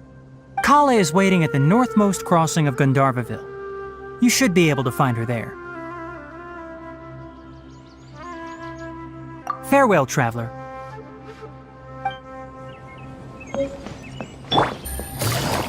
have to grab a drink with Flame Maid when I'm back in the city. Take it easy. I've been waiting for you two.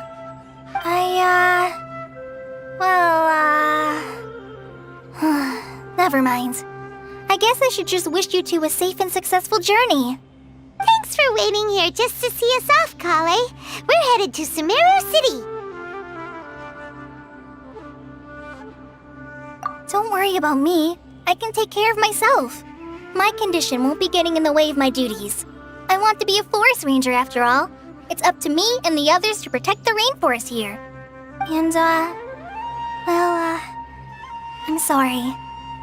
I should have told you both about my condition when we first met. I just wanted you two to treat me as a normal friend, not some girl that needs your sympathy. But I guess now I understand that the most important thing is for friends to be genuine with one another. There's no need to apologize, Kale. We should be thanking you for trusting us enough to be your friends and sharing your past with us. We're probably still gonna worry about your condition, but that's because we're friends and we care about you. Thank you. That means a lot. Before you leave, I have something for you. Oh? What is it? It's my recipe for pita pockets. I told you that I'd give you a copy, remember? My handwriting is a little, messy, so please don't laugh. Yay! Thanks, Kale. Now we can eat those scrumptious little pitas whenever and wherever we like. I hope that whenever you eat them, you'll both remember your time here in Gandharvaville. Well then, I, trainee Forest Ranger Kale, bid you both farewell. Please visit Gandharvaville again. The Rangers will always be ready to assist you here.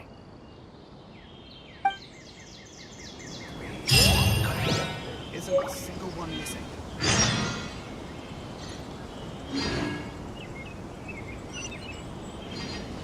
I hope you have a safe trip to Sumeru City and get to meet the Dendro Archon there. I'm much better now. I'll be back on patrol again starting tomorrow. Even though I'm not quite ready to help Master clear the withering zones yet, there are still plenty of other tasks for me to handle. Oh, and Traveler, if you ever see Amber again during your travels, please don't mention my illness to her, okay? Amber knows about my case of Elazar and what's happened in my past, but I haven't told her about my condition getting worse. I guess I just don't want her to worry about me. If the need arises, I'll tell her about it myself. All right, we understand, Kale. I hope you have a safe trip to Sumeru City and get to meet the Dendro Archon there. Kinda hard to believe that Master Tainari can cook, isn't it? His culinary techniques are very polished, but his taste is a little, unusual. It's not really his fault, though.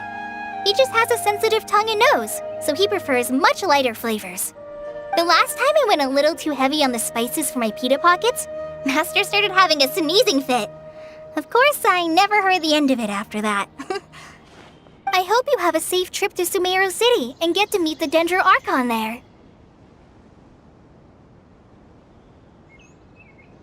See you later! Be sure to come back often. Even though Master didn't admit it, I'm sure he wants to see you again.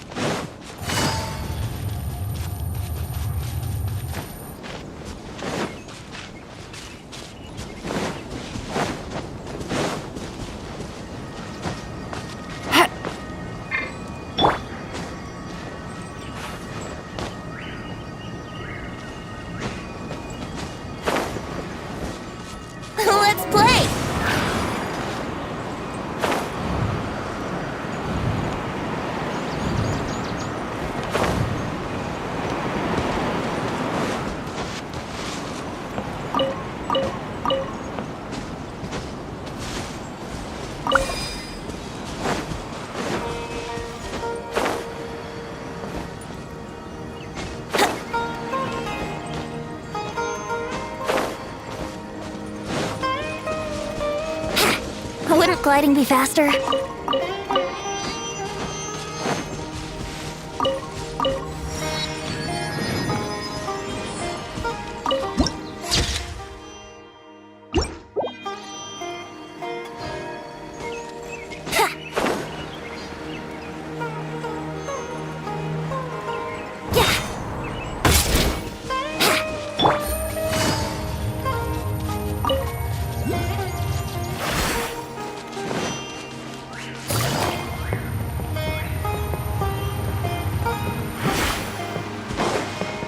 Take it easy.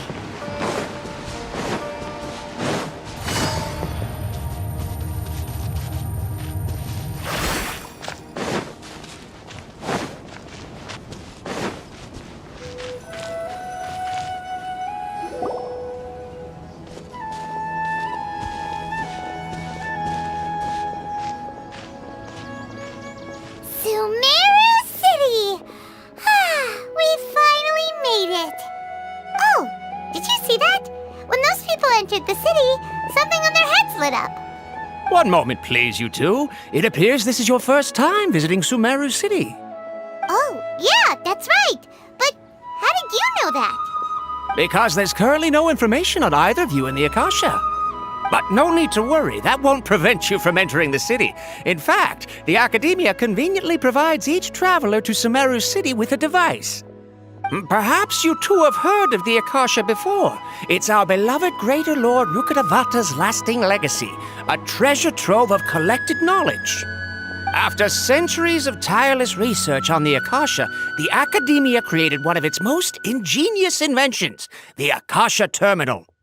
As long as you are within Sumeru's borders, you may use an Akasha Terminal to connect directly to the Akasha and access any knowledge you need.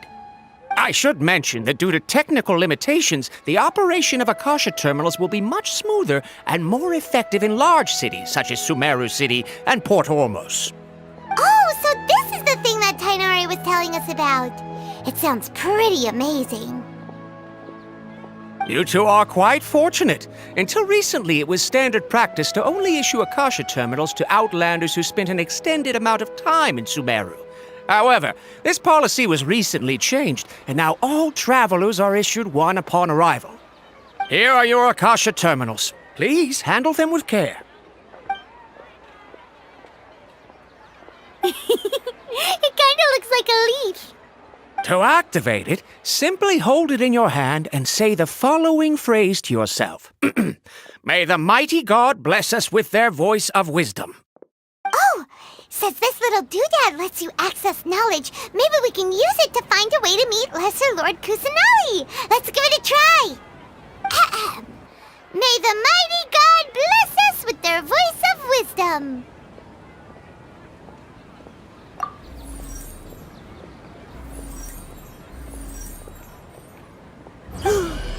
Whoa! Just now, something clicked, and Paimon suddenly knew how to use this thing. It seems all we need to do is concentrate on what we want to know, and bam! You get it. Oh, that'll come in real handy. Exactly. That is the power of the Akasha. And with that, let me officially welcome you both to Sumeru City. May the wisdom of the Dendro Archon always be your guide. Okay, now that we're in, we can check the Akasha about Lesser Lord Kusanali. Let Paimon try.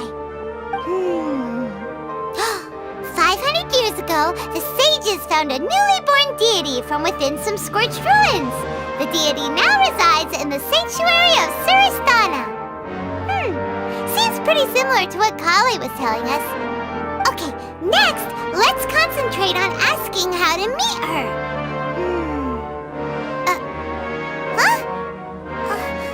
Paimon doesn't sense anything.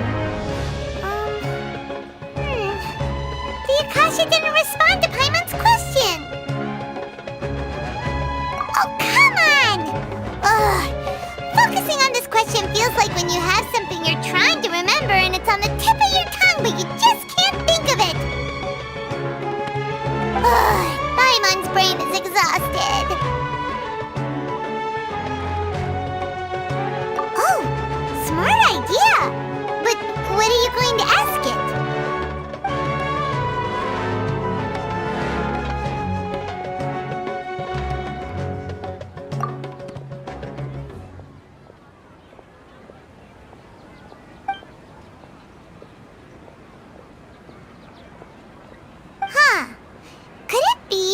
we're Outlanders and we've only just arrived in Sumeru?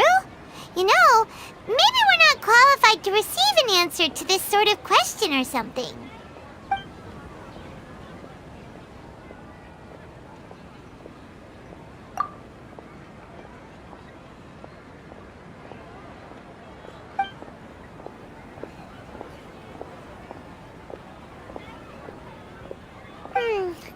You too? Well, glad it's not just Paimon.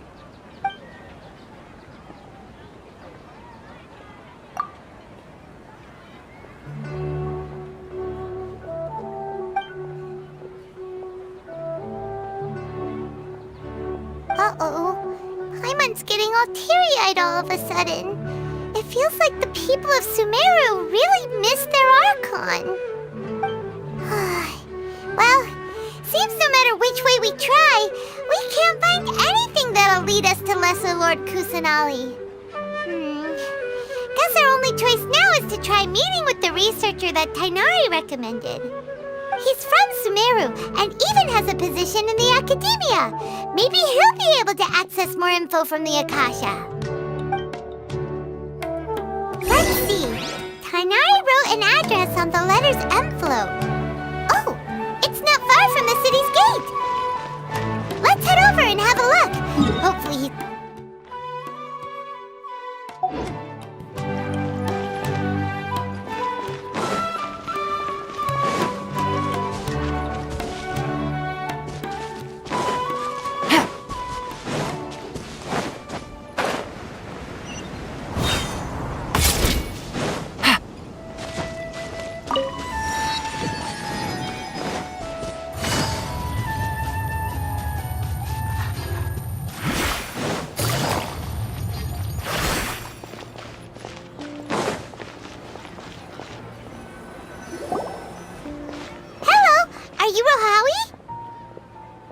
Yes, that's me. Can I help you? Great! You see, Tainari sent us here and... What? Tainari? Please, there's no need to say anything, really. Sure, I admit that the article I published last month wasn't my best work, and maybe the data didn't produce the most convincing results, but...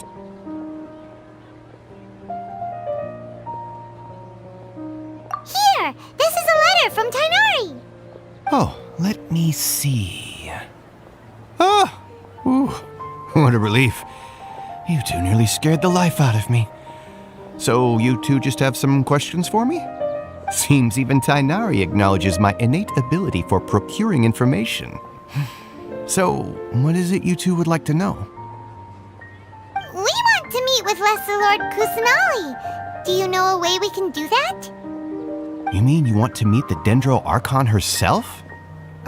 This isn't exactly my area of expertise, but let me see what I can find in the Akasha.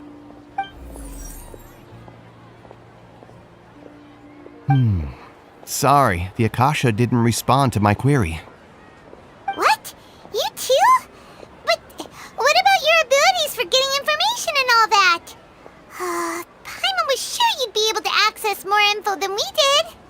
Well, as I said, this isn't my area of expertise. I am but a lowly researcher, so the Akasha doesn't see a need for me to know more about the Dendro Archon. All I know is that ever since Lesser Lord Kusanali returned to Sumeru, she's never left the Sanctuary of Sorasthana or made a public appearance. Huh. Didn't expect her to be such a mysterious figure. The Dendro Archon is somewhat of a recluse. Perhaps she just doesn't want to entertain visitors, which would explain the lack of information in the Akasha. Aw, but then what can we do? No need to worry just yet. I'm only hypothesizing here. You could certainly try asking around and see if anyone else has ideas. And besides, you two should consider the bright side of things. Not being able to see Lesser Lord Kusanali may not be a bad thing. In this world, there will always be information you cannot obtain from the Akasha and things you can never accomplish. Knowing when to yield is a form of wisdom. Take me, for example. It's a miracle if my brain cells can spit out one paper every 3 years. But Tainari? That guy can publish 3 papers in just a single year. Okay. Thanks for your advice. don't mention it. If you two ever want information about things like who's been promoted within the academia or relations between the 6 great sages, come find me.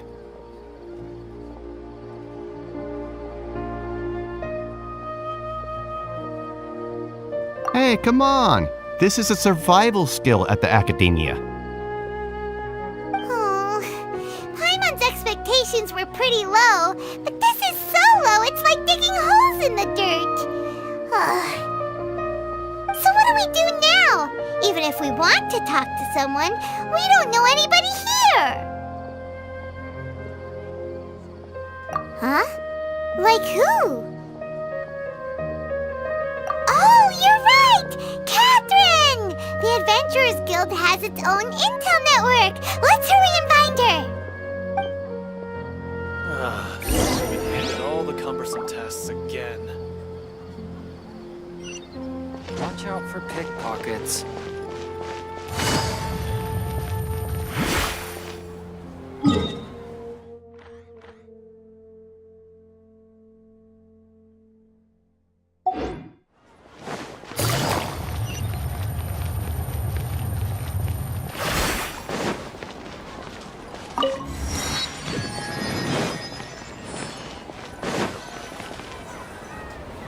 Ad Astra Abyssosk. Hello, Traveler and Paimon. Catherine, we need your help with something.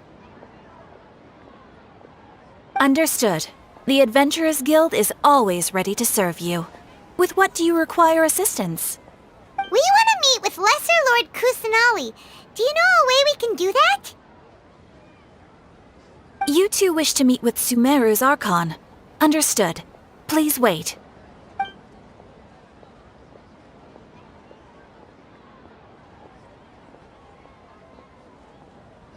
I apologize, but I am unable to call up any relevant information in the Akasha. I'm also unable to locate any pertinent information in my personal memory. Aww, another dead end. Well, if Catherine can't help us, then we really don't know anyone else to ask now. Please do not worry. I may know of someone who can help you two. In Sumeru, the Adventurers Guild does not serve as the vanguard of information. Rather, there are numerous active mercenary groups collectively known as the Eremites. They take on various contracts and work all across Sumeru, so they naturally accrue intelligence. An Eremite brigade called the Corps of 30 is in charge of Sumeru City's defenses. Not only are they the oldest brigade, but they are responsible for managing and coordinating the affairs of all other mercenary brigades. Corps of 30? What a weird name. Supposedly, they are named as such because their ranks numbered 30 at their inception. Asfand, an advisor with the Corps of 30, maintains good relations with the Adventurers Guild. Though he's already retired, he and his words carry great weight within mercenary circles. If you'd like to get in contact with him, you can find him at the Corps of 30's headquarters, the Citadel of Rexar. You're welcome. I wish you two the best of luck. We look forward to your exploits in Sumeru. All right, off to the Citadel of Rexar we go!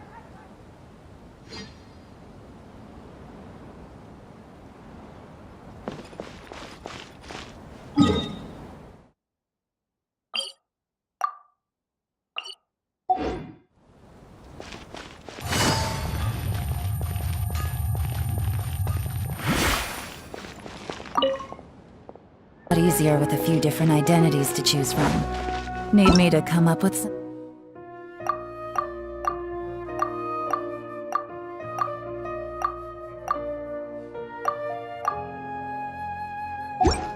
for you?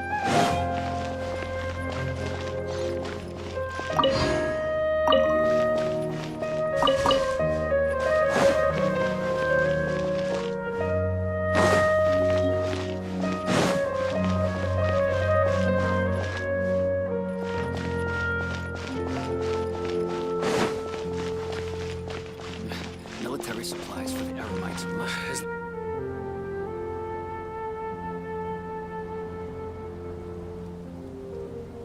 Welcome. The Adventurers Guild told me to expect you to. It's nice to meet you, Osfond. We'd like to ask you about something.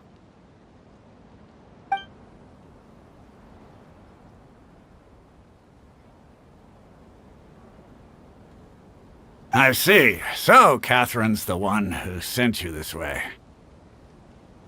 Ha! It's true that the Eremites' network is vast, but even I can't help you meet the Dendro Archon. Wait, seriously? That's it? Afraid so.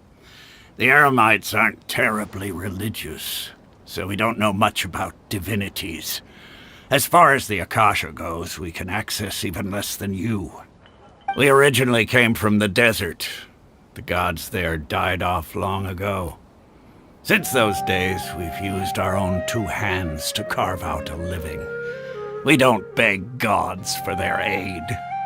It isn't just us, though. If you ask me, I think most in Sumeru aren't interested in Lesser Lord Kusanali.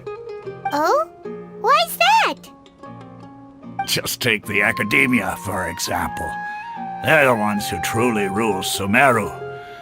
Although they believe in gods, most of them only care for the late Greater Lord Rugurdevada. In their eyes, she was the one who founded Sumeru and gifted us with the Akasha. Lesser Lord Kusanali just happened to inherit her legacy.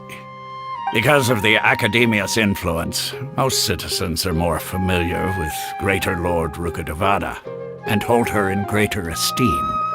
Not to mention that Lesser Lord Kusanali never makes an appearance, and the Academia never announces anything about her. As far as the people of Sumeru are concerned, she's just a god that exists. And that's all. Really?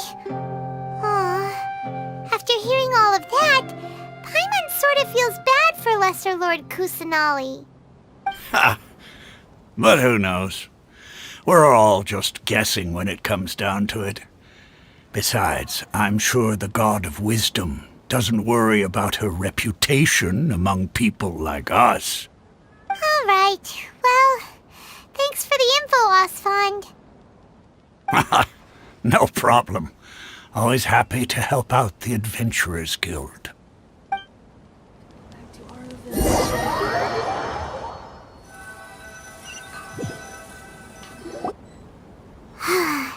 Seems Osfond was right about most people's attitudes here. Not only are they not interested in the Dendro Archon, they even say stuff like, if the Akasha doesn't think I should know, then I don't need to know about it. We've been asking for information non-stop ever since we got to Sumeru. But the harder we try, the more helpless everything seems. Isn't there at least one person in this entire city who cares about Lesser Lord Kusanali? Oh, you two are interested in Lesser Lord Kusanali? Huh? Who are you? From the sound of it, you two are Outlanders who recently arrived here. You've been asking around for information on Lesser Lord Kusanali, right? Oh, I'm sorry. I forgot to introduce myself. I'm Dunyarzad, one of Lesser Lord Kusanali's faithful followers. Whoa, really? Then do you know how we can meet with her? I'm afraid I can't help you with that. But your conversation earlier did happen to remind me of a legend about the Dendro Archon. Sure. It goes like this. Long, long ago, there was a man who heard a prophecy. It predicted that a great calamity was about to befall him. Panicked by what he heard, the man sought out the Dendro Archon in hopes that she would bless him with the wisdom to help him escape his predicament. The man journeyed across deserts and through rainforests and experienced tribulations of every kind. However, he still couldn't find any trace of the Dendro Archon. In despair, he thought, alas, the Archon has abandoned me. He then had no choice but to sorrowfully resign to his fate. Okay, and then what happened? And then, the calamity came. But to his own surprise, the man felt somehow emboldened by the trials of his journey. By relying on his own strength, he managed to overcome the adversity. At that moment, a bird perched upon his shoulder. This bird was, in fact, an avatar of the Dendro Archon. She said, "O Archon Seeker, do you now understand? She and her wisdom have long been found by you. Along your journey, we were in every flower and blade of grass, every ray of sparkling sun, and every breath of dancing wind.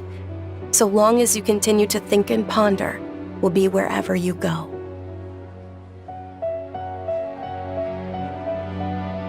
Yeah, thanks for the story! Paimon feels all warm and fuzzy inside after that. In a way. It seems like this story is also one of the Dendro Archon's avatars. Dunyarzad, since you worship Lesser Lord Kusanali, can you tell us anything else about her? Of course. So did you two know that, I'm terribly sorry, but it seems something's come up now. Let's chat another day.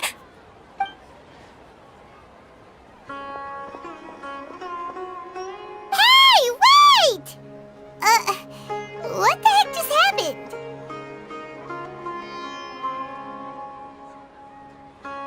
It looks like they're searching for someone.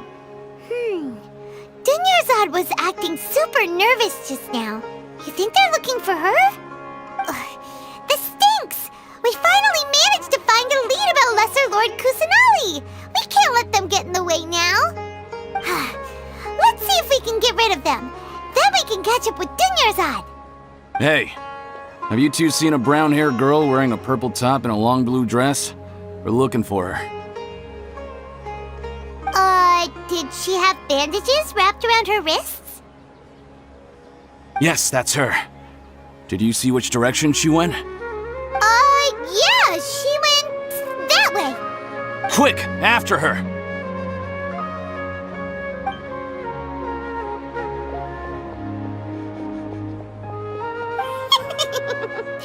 That should keep him busy for a while. Let's hurry and find Dunyarzad.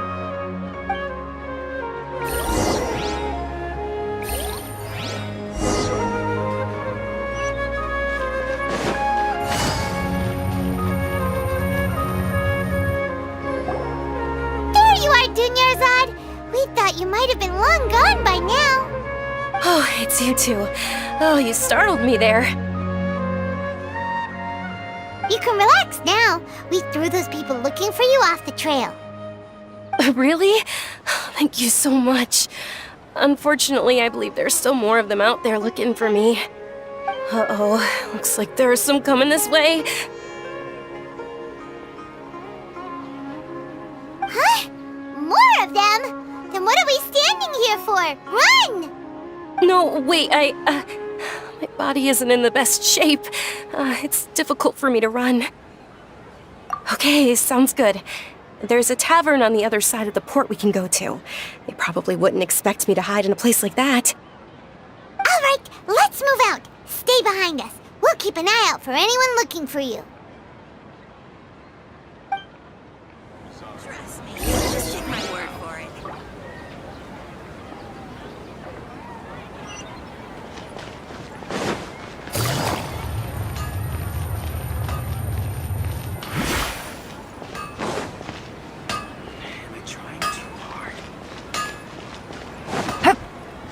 Take it easy.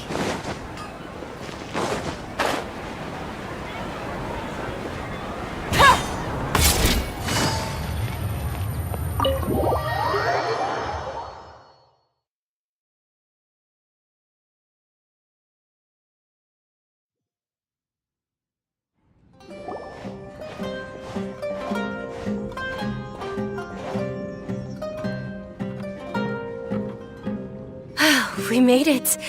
Oh, they shouldn't be able to find us now. Wait! Stand down, Dia!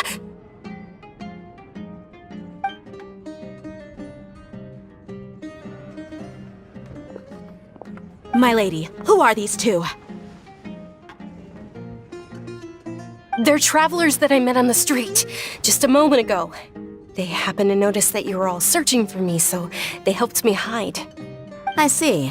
In that case, you two should scram. There's nothing here for you. Wait a sec! Who the heck are you? And why are you shooing us away? I'm Miss Dunyarzad's bodyguard, here to see that she returns home safe and sound. My lady, let's get going. You've been gone for so long that your parents are worrying themselves sick. And if I refuse to go with you? It'd be easier for the both of us if you cooperated. But if you insist on not going, then I'll have to carry you like a sack of potatoes. Hey! Dunyarzad already said she doesn't want to go back. Why are you still pushing her? Stay out of this. You don't understand the situation. Sorry, my lady. Even though I'm your bodyguard, your parents are my employers. I have to answer to them. How much? Wait, what? How much more do I have to pay you to become your employer? So you never listen to my parents ever again. Double? A triple? Give me some time and I'll get that much. My lady, this isn't about Mora. I don't know what you think of us Eremites, but let me say this. I like Mora, but I'll never go against my principles. That's why I'm here looking for you. Sure, it's an order from my employer, but my conscience was also telling me it's the right thing to do. And knowing your health, carelessly running around like this is gonna hurt ya. For the sake of those who love you, don't be stubborn.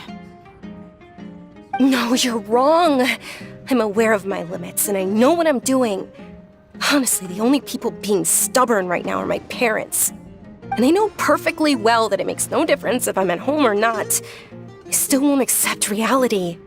And every time I bring this up, they just change the subject. Dia, you've been living with us a long time already.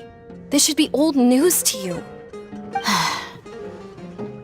Dia, I know it hasn't been easy for Mother and Father, and I'm grateful for everything they've done for me. But there's someone else in this world I'm also grateful to. Because she saved me. The love I have for her is the same I have for my parents. This is my life and my last chance. So I want to do something meaningful.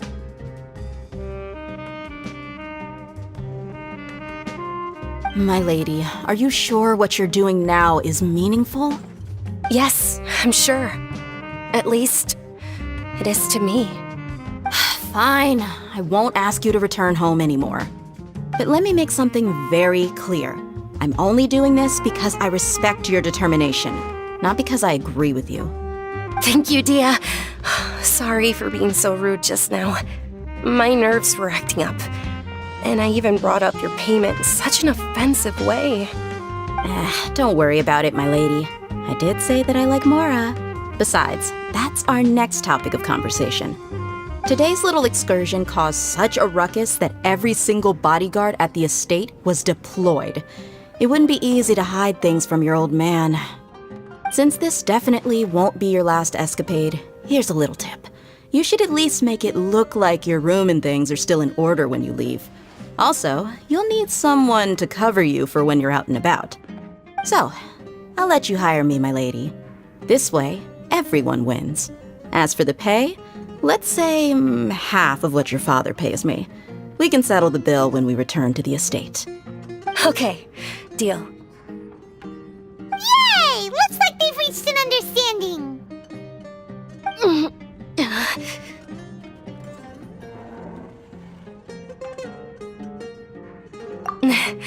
I'm fine, really.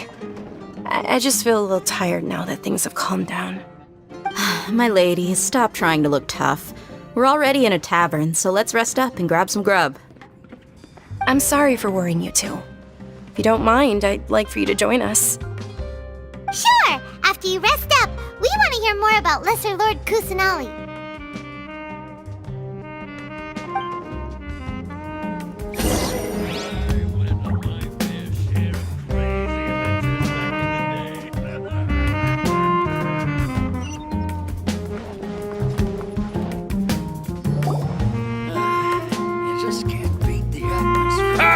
Well, if it isn't Dia, haven't seen you in nearly half a year.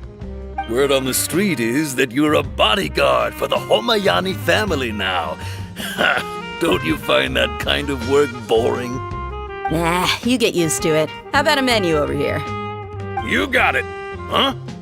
Isn't this little Miss Homayani herself? We don't get to serve personages like you very often. We'll be sure to prepare our very best. Thank you, sir, but there's no need. I don't have a lot of Mora on me, and I really ought to save as much as I can. But please bring these two the best food you have. They're my new friends, so I want to be a good host for them.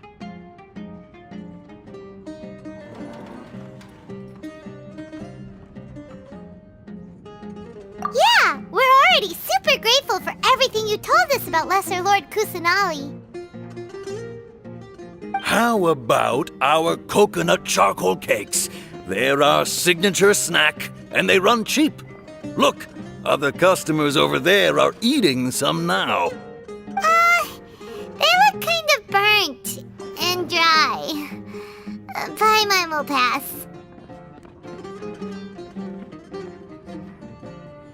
Hey, come on! Paimon has personal preferences too, you know.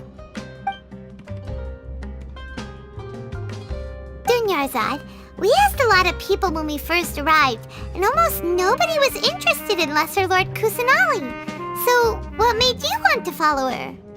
Well, remember when you asked me if I knew how to meet the Dendro Archon?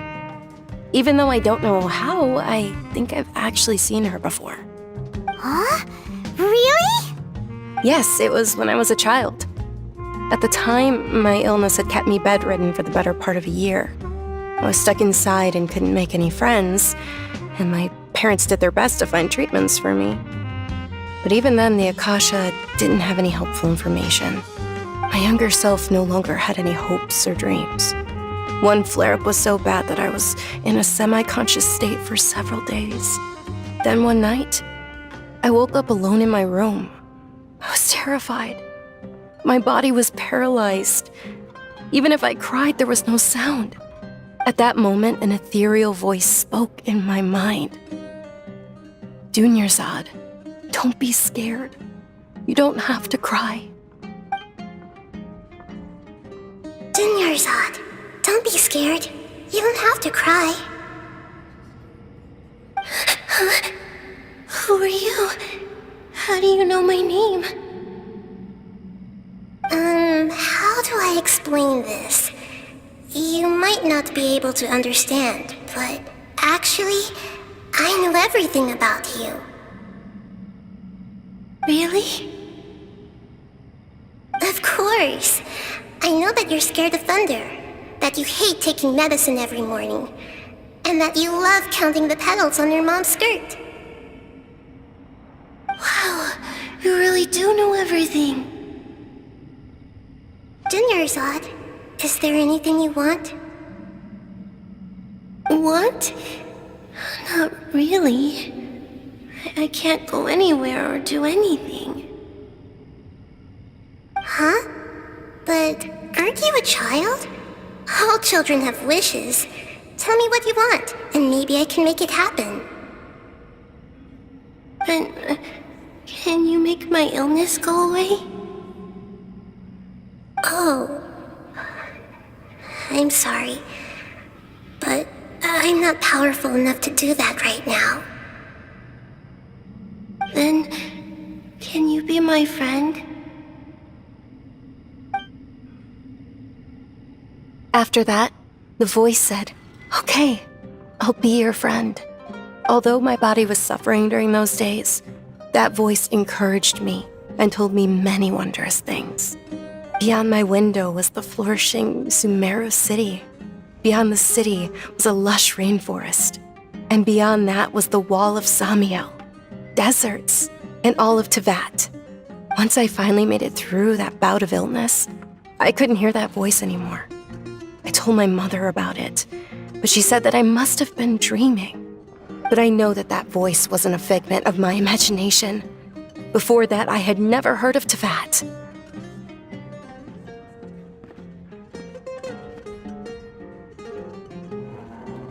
Yes, for sure.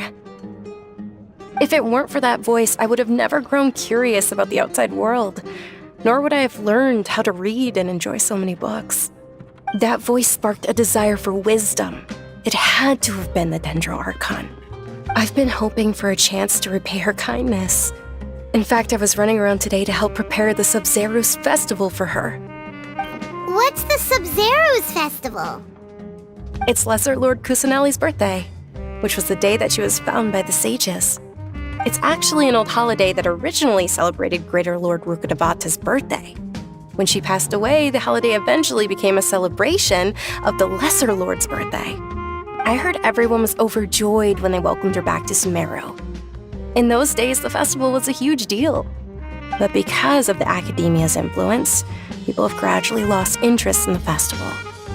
The Academia actively participates in Sumeru's many holidays dedicated to Greater Lord Rukkhadevata. But when it comes to the Sub-Zero's festival, forget any funding. They practically act like it doesn't exist. Maybe they see Lesser Lord Kusanali's birth as confirmation of Greater Lord Rukkhadevata's death, so they're reluctant to celebrate it. Aww, but that's awful. It is. It's absolutely terrible. Sure, the Greater Lord founded Sumeru, but hasn't Lesser Lord Kusanali been the one quietly protecting us for the past few hundred years? Just remember that we're still out in public. Don't get too carried away now. I know that people over by the Grand Bazaar still hold the Sub-Zero's festival to this day. But I hadn't met any of them before, so I was never able to contribute. But recently, I made a friend there who also follows Lesser Lord Kusanali. I gave her my savings because I want her to throw a wonderful festival this year. That's the least I could do for Lesser Lord Kusanali. Hold on, my lady. Does this friend happen to be Nilu, the one who sends flowers to the estate? Yes, that's her. I saw her leaving the other day with a nervous look on her face. It seemed like she was hiding something in her arms. Did you give her something? Yes. Initially, I didn't have much Mora prepared, so I had Nilu sell one of my skirts. I've agreed with Nilu to meet up at the Grand Bazaar today and see how things are coming along. Dia, would you accompany me? Sure. That's quite the trip, though. I'll carry you. No, that would be too much, even for you. You might as well just accept the lift. If I let you walk, who knows how long it'll take us. And if anything happens to you, then I'd really never hear the end of it from your father.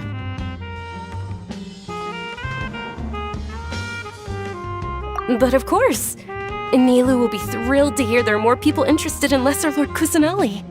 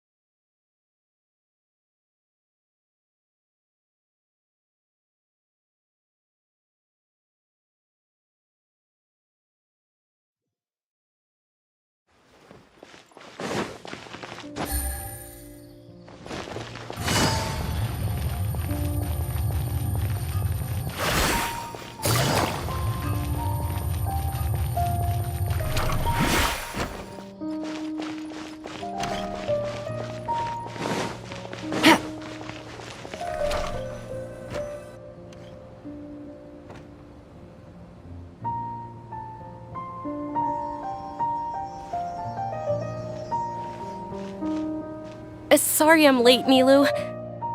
Oh, Dunyarzad. It was taking you so long that I assumed you got trapped at home, but you made it in the end. Uh-oh. But if Dia's here, that means you got caught, right? You could say that, but everything worked out. She's on our side now. Not completely. Oh, and who are these two? Oh, meet the Traveler and Paimon, my two newest friends. They're visitors who just arrived at Sumeru City and are looking for information on Lesser Lord Kusanali. So you're followers from another land? That's wonderful. You two absolutely mustn't miss the Sub-Zero's festival. By the way, Dunyarzad, we've already started decorating the Grand Bazaar. It looks spectacular. Thanks to your generous contribution. You're very welcome. It's the only thing I could do. Do you still have enough Mora? Probably? But don't sweat it. We've already finished renovating the stage. Come on, I'll show you.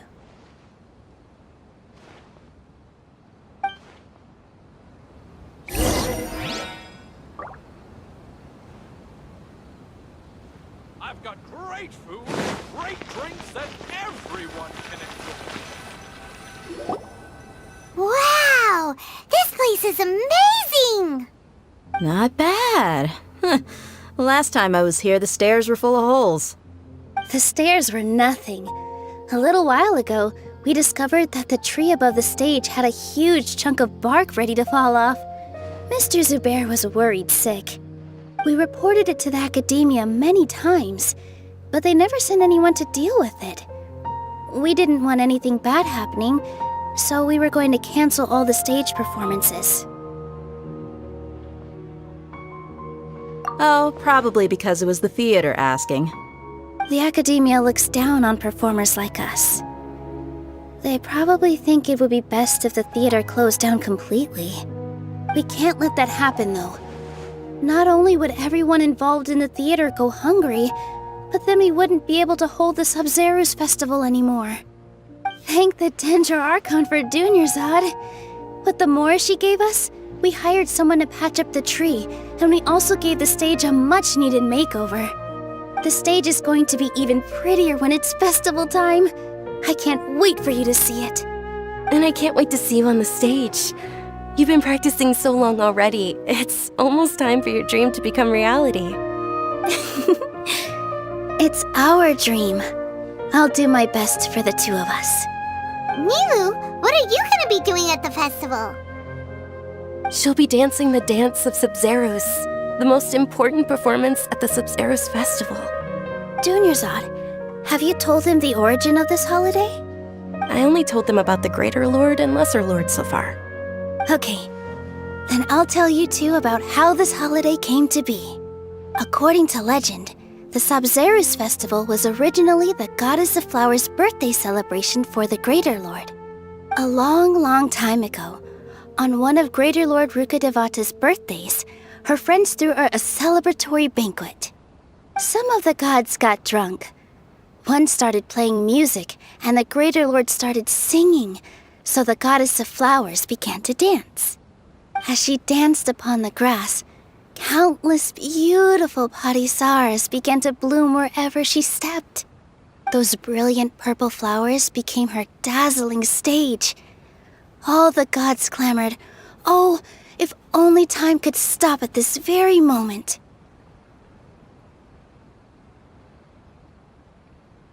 Of course they did. When people mention the gods, they always think of the Archon War. But Sumeru's gods also had happy times. Although they aren't around anymore, they're preserved in our tradition of dance. This outfit I'm wearing is apparently based on how the Goddess of Flowers looked. Though we're just tiny people compared to the divine, we still have to do our best to make sure that the birthday girl feels loved on her special day. Nilu, you of all people will definitely be able to convey our well wishes to the Dendro Archon. I also noticed that you went the extra mile and scattered parisaras around the stage. They symbolize the Goddess of Flowers, after all. It's just a shame that all the real parisaras went extinct after her death. Yeah. The Greater Lord brought forth parisaras in memory of the Goddess of Flowers, but she ultimately could never truly replicate that beautiful purple. Thinking about the Goddess of Flowers dance makes me wish I could have seen it. If my stage were anything like that, I'd be thrilled if I had just 2 real parisaras on the stage. So, Traveler and Paimon, what do you think? Interested in the Sub-Zero's festival? Will you two be coming? All of Lesser Lord Kusanali's followers will be there for her birthday. It'll be a good opportunity for you to learn more about her. Ooh, Paimon thinks that's a great idea!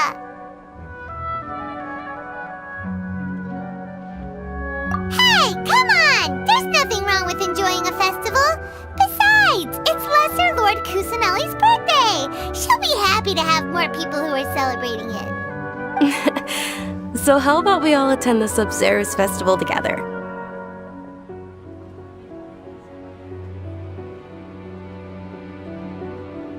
Dunyarzad, let me show you which stage decorations we've picked out so far. Traveler and Paimon, if that doesn't sound interesting to you, then feel free to explore the area. Everyone at the Grand Bazaar loves Lesser Lord Kusanali, and we're all looking forward to the Sabzeruz festival. In that case, we'll take a look around.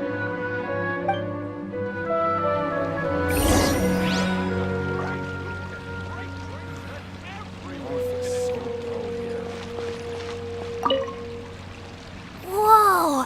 What's with your yellow hair? And why do your clothes look so funny? Are you an Outlander? Did you know that the Sabzeruz festival is about to happen? There'll be loads of fun things to do at the festival.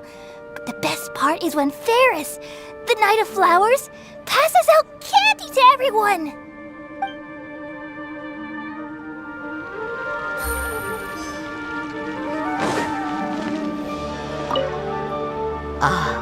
Dancing at the Sabzeruz festival.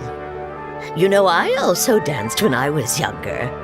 As a child, I even asked my grandmother why we performed the dance for the Lesser Lord when it was originally done to honor the Greater Lord.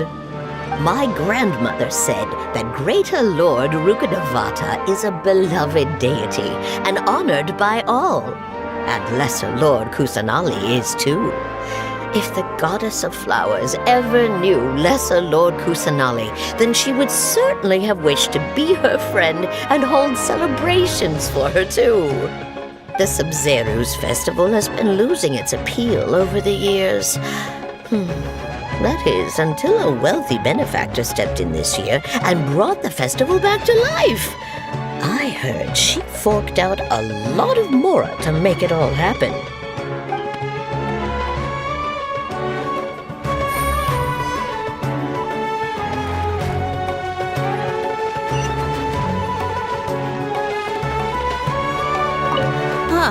Revamping the stage for the festival couldn't have been easy, that's for sure. I bet this year's festival will be one to remember. I don't know much about the Grand Bazaar, but I do know that the residents here have a penchant for song and dance. Two things that the Academia doesn't particularly approve of. Oh, and the perfume sold around here is a lot better than what you'll find elsewhere. The fragrances are longer lasting and they're gentler on your skin and... I mean, that's what I've heard at least.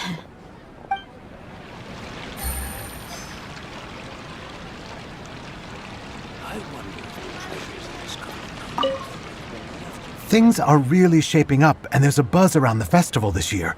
We're expecting people from all over to come by this year and buy things during the festivities. Don't be fooled into thinking that Sumeru City has the best of everything. Some festival snacks are only offered here in the Grand Bazaar. And when it comes to musicians, dancers, or singers, the Grand Bazaar's got the best of the best. Sure, those folks at the Academia might not like it, but what's a festival without song and dance?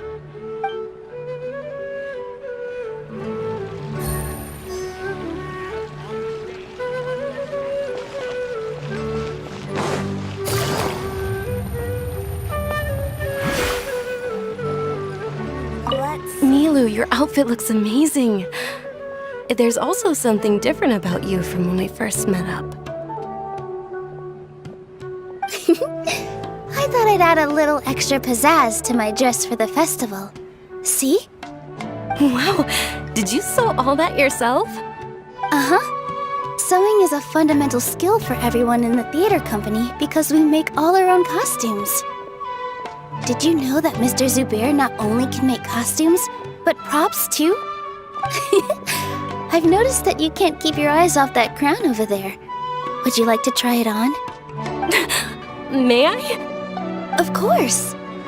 The legends say that the Goddess of Flowers had beautiful horns on her head, so this crown was made to reflect that.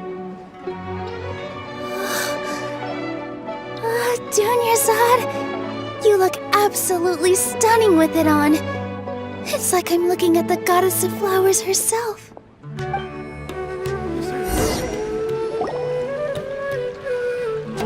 Hey! Is that who Paimon thinks it is? It looks like... Catherine!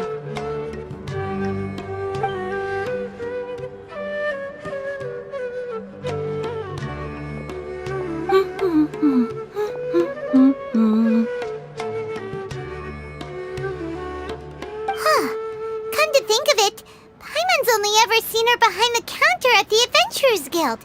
This is the first time we've ever seen her taking a break. Hey, Catherine! Huh? Oh, hey! It's the Traveler and Paimon! What's shaken? Whoa! Break time Catherine sure sounds a lot less formal than usual. Paimon was still waiting for her to say Ad Astra Abyssosk. Sure. Standing behind the counter at the Adventurers Guild doesn't require any complicated functions. But saying and doing the same old things over and over again can get pretty monotonous.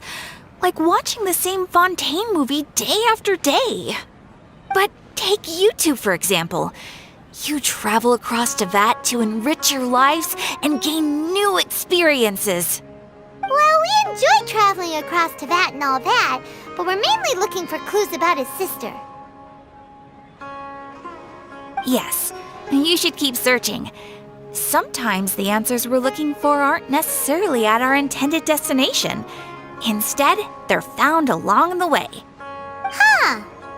Haven't we heard someone say something pretty similar recently? Anyways, what brings you out here, Catherine?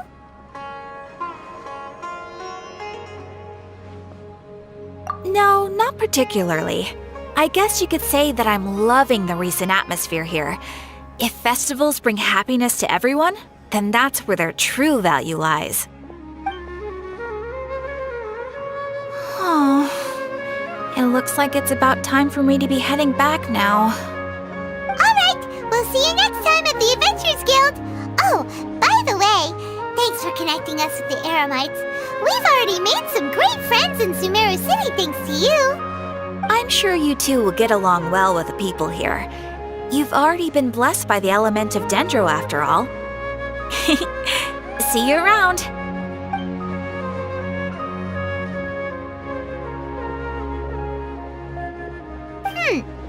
There's something really different about Catherine today. Hey, Traveler.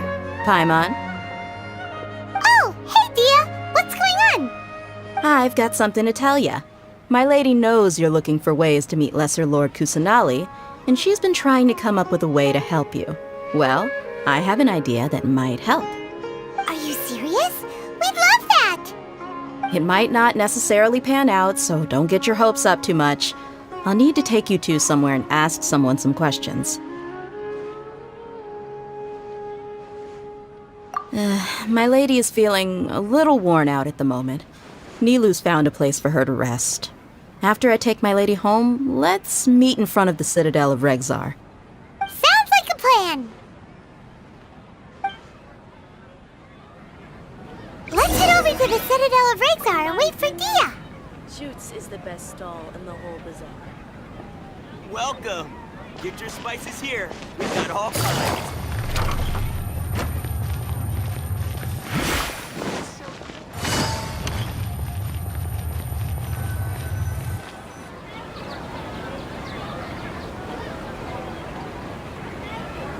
Sorry, I'm late.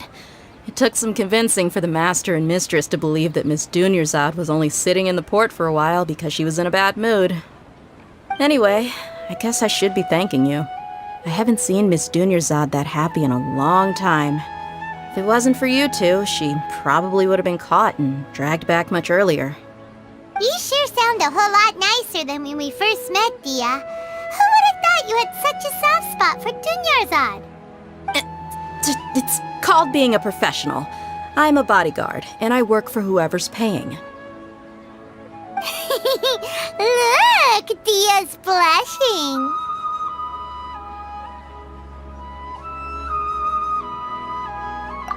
Listen, you two. I don't expect to be working for Miss Dunyarzad very long, but I hope to finish things on a positive note if possible. Let's cut the chit-chat and head into the Citadel. We'll see if the person I know has a way for you two to meet with the Lesser Lord.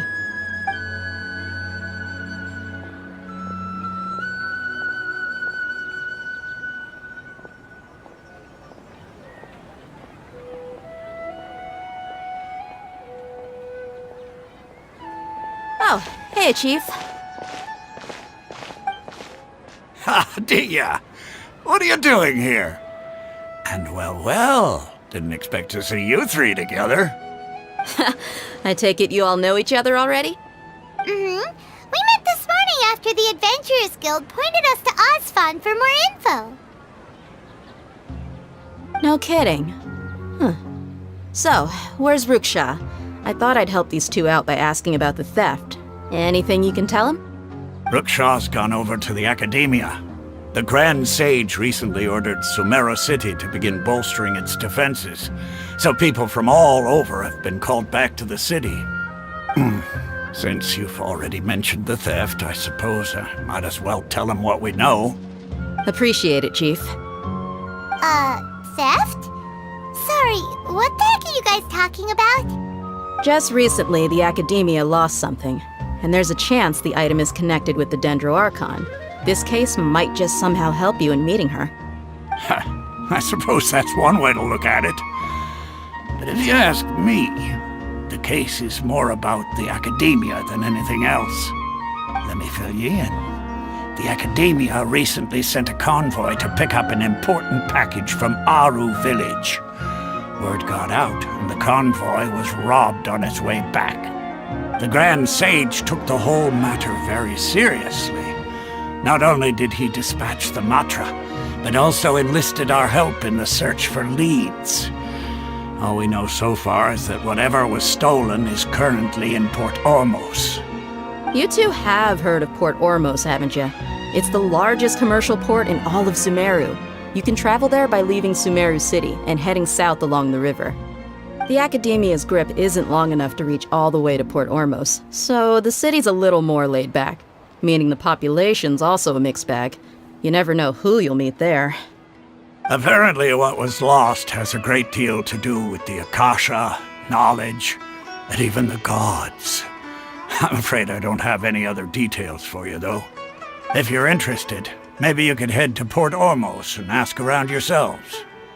If you want my advice, try introducing yourselves as students of the Academia once you're there. Are you serious, Chief? All the Academia students are in Sumeru City, you know. Why should they pretend to be students in Port Ormos? If you're also interested, just go there and see what happens. Count me out. I've got plenty of work to do here for the Homayani family. And take it from me, if you two really do decide to visit Port Ormos, you'd best watch your backs. Let's just say that the Eremites there aren't nearly as friendly as those here in Sumeru City. There are even some extremists who go around shouting slogans like, "Retake Sumeru for the Scarlet King." Word is that more and more are joining their movement. They're becoming a real headache for Chief and the others. You bet they are.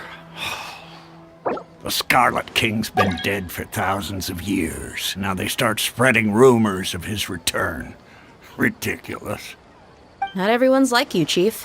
Even the desert natives who abandoned their homes in the wilderness still wish to have a god of their own. Well, Traveler, that's about all the information we have for you. Thanks, Dia! And you too, Osfond! Since we've gathered all we could for the moment in Sumeru City, let's head to Port Ormos and see what we can find next.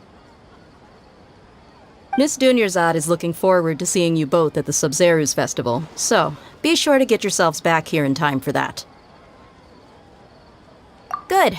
Then we'll see you both at the Sub-Zerus Festival.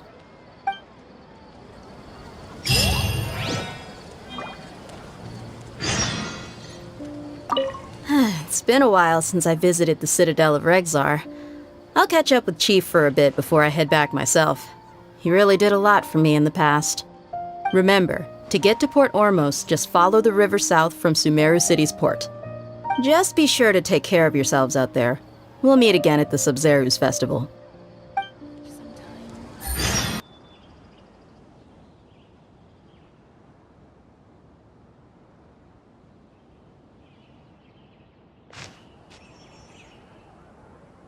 Come and have a good look yourself. Traditional spices of the highest quality, made with pride and experience. You've got a deal. I can't thank you enough for always looking after my business. Believe me, I'm not making this up. Several Eremite mercenary groups are nearly in open conflict, but does the core of 30 care? And that's not all. Did you know that... Wow! Talk about hurly-burly! This place is busy! Guess that's only to be expected for the largest port in Sumeru. Maybe it's because of what Dia told us earlier, but Paimon can't seem to shake the feeling that there's also danger lurking in these crowds. Ooh. Let's get our bearings so we can start looking for leads. We know that whatever the Academia lost is related to the gods. But other than that, we don't have much else to go on. Osfun told us to try posing as Academia students while asking around. Paimon checked the Akasha on the way here, and the Academia doesn't seem to have any research facilities in Port Ormos. Paimon doesn't get it. Won't we look even more suspicious going around saying we're Academia students and asking about the stolen item? Well, given all the people that come through here every day, if there's any information to be found, Paimon bets we could find it in the market. Let's ask around and see what we come up with.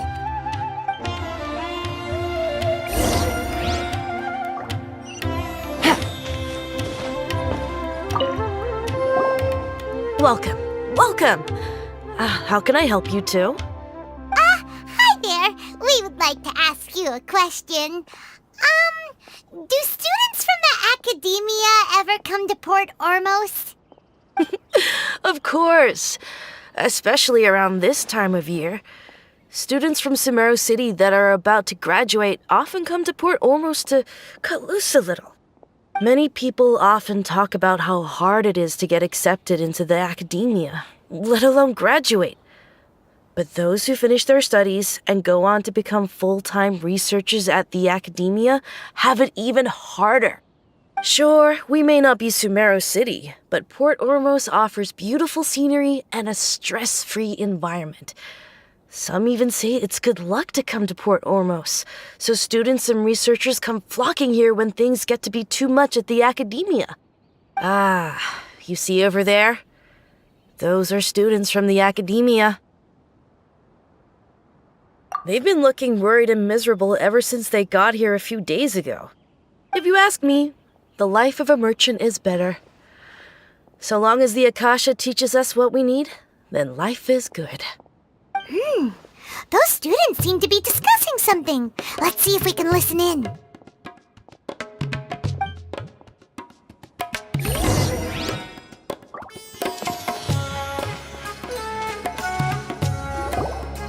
It's no good. I've tried asking around, but I haven't been able to learn anything useful. Not to mention that a bunch of scary-looking Eremite mercenaries have been posted along the streets now. There's been a lot of fighting between the different Eremite factions in Port Ormos. If we choose to move on our own, then it would be wise to steer clear of them. Especially the group that's constantly shouting some stuff about the Scarlet King and some resurrection. I've even heard that the Citadel of Regzar is starting to get fed up with them. What was that group called again? Ein something or other? They're called Ein El Ahmar. Today, I heard that the thing we're after might be in their possession at the moment. Wait, come again? Don't you see? Many of the Eremites in Port Ormos deal with trading this kind of thing. They're usually pretty wary of outsiders, but not so with students of the Academia. It's because the kind of goods that students are looking for aren't the kind of goods that Eremites are after. As long as they know you're a student, then deals can be made. I've heard that Ein El Ahmar likes to set up shop at the Jafar Tavern. Supposedly, if you're willing to part with 500,000 Mora, they'll give you info on anything. Wait, did you say 500,000? If information alone costs that much, then how could we ever afford to buy what we're looking for? I guess we might as well give up on trying to graduate this way. I wouldn't worry too much. Our field of research is very niche. Who else could possibly be after that kind of shady knowledge? I bet it's practically worthless to anyone aside from us. Well, I guess that makes sense. Then the only thing left for us now is to find a way in. Why don't we all just pool our money together and pay for the information? Whoa! Did you hear that? field of research and shady knowledge? It all sounds pretty suspicious to Paimon. Is knowledge something people just buy and sell like that? So, what's her plan? Wait, didn't you hear what they just said? Buying information is going to cost us 500,000 mora! Have you lost your mind? Oh, all right. Paimon never thought she'd agree to parting with that kind of mora. But if you know what you're doing, then we should give it a shot. Hello there, my friend. Just nothing but smooth talk all day.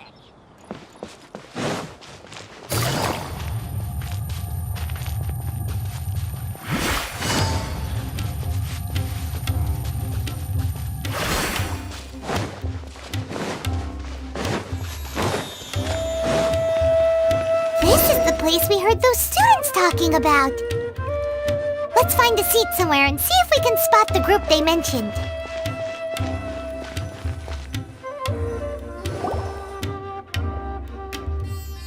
Oh, you've arrived. Please, take a seat. So, they think that they can go toe-to-toe with the boss? Ha! Once we reclaim the power of the Scarlet King, they'll be the first that the boss punishes. They're nothing to be afraid of. Our main rival now is the Caracal Battalion. They've also amassed a significant amount of mora this time, so we mustn't underestimate them. How can the Caracal Battalion compete with the boss when they're nothing but a bunch of money-grubbing opportunists out for a quick mora? Yeah, with boss's fervent devotion, he'll be able to use this power to bring our god back this time. Huh. All these guys talk about is the Scarlet King, so they're probably the ones we're looking for. Greater Lord Ruka Devata. That traitor and her followers must not be spared. The day will come when the Scarlet King exacts vengeance on Sumeru, and all of them shall be punished. Yeah, Paimon was wondering what they meant too. We should ask about that if we get the chance later.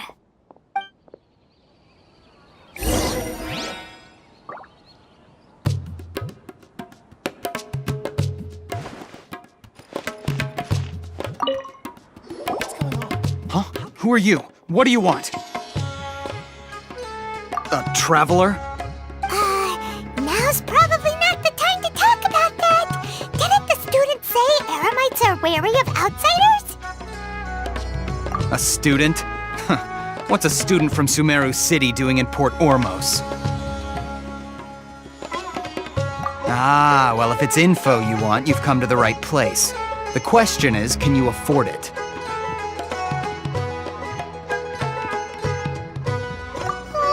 I can't stand to see so much more go. But there's no other choice right now. Here, this is the merchant's address. Whatever you're looking for, you'll find it there. Well, what are you waiting for? Oh, that's right. We heard you mention the Scarlet King just now. We're actually interested to know more because we're archaeology students. Fine. Since you've already handed over the mora, I guess I can throw in a little extra info. As you can see, members of Ain al-Ahmar are devout believers of the Scarlet King. Years ago, the Scarlet King founded the great desert nation that was our homeland. It was an advanced civilization, far beyond anything you'll see in present-day Sumeru. The Scarlet King was the rightful god of wisdom, but he was betrayed by a companion he trusted. She even stripped him of his title, God of Wisdom. So, you mean the traitor was... Greater Lord Ruka Devata, yes!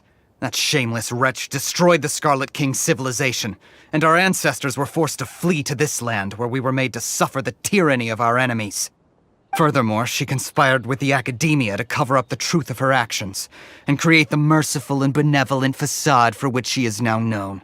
Ugh, just thinking about it sickens me. But the story doesn't end there, oh no. The Scarlet King isn't truly dead. The voice of the Oracle has been heard in the desert, prophesying his resurrection. Mark my words, our God shall return. And when that day comes, all followers of the traitor and all the desert dwellers who have forgotten their true God will suffer retribution together. If what I'm saying makes you shiver with fear, it might not be too late for you to become a believer of the Scarlet King. I don't have anything to say to you academia people about that. I think this conversation has reached its end. Not just yet. This man is a fraud. Huh? You again? Deranged academia lunatic. Yes, it's me again. I already warned you that if you weren't willing to sit and discuss things with me, I'd take measures to make things uncomfortable for you. Listen to me. That address he gave you is fake. Or at least, you won't find a merchant waiting for you there. This group has been boasting all around that they can provide information on a certain item as a means of luring people into their territory. Once you show up, they keep up the act until they have hard evidence that you want to purchase said item. Then they use that to squeeze you for all the more you're worth. Hey! Shut it all, Hatham! What are you playing at, trying to ruin our business like this, I told you the other day. I wish to discuss my terms with your boss. Ha! The boss made it perfectly clear that he won't negotiate with you. Yes, and in no uncertain terms. But that was then. It does not preclude him from changing his mind in the future. I'm warning you, don't push us, or this could get ugly. We don't usually get rough with people from the academia because it just complicates things. For a lunatic like you, though, we might just have to make an exception. If you're suggesting that we escalate this from a verbal exchange to a physical one, I accept. After all, even the Archons used war to negotiate the ownership of Tevat. If, on the other hand, we can't agree on any means of negotiation at all, then I'm afraid my next course of action will sting a little more than the mere falling through of a few business deals. I will jeopardize the Eremite's reputation, which I know you value above all else. I am quite confident that if I began to take such action, your boss would willingly approach me himself. However, I fear that by then, some things will have happened that cannot be undone. Also, a word of advice. I suggest you tell your boss exactly what happened here today. Otherwise, he might blame you for not telling him in the future. What did you say? Consider this. Have I ever failed to follow through on my word in the past? This guy is really out of his mind. Okay then. If you really have a death wish, let's meet a week from today. The pier in front of the Pharos Lighthouse, 4 o'clock in the afternoon, sharp. Don't expect us to hold back. Not so fast. First, you return the 500,000 mora to them.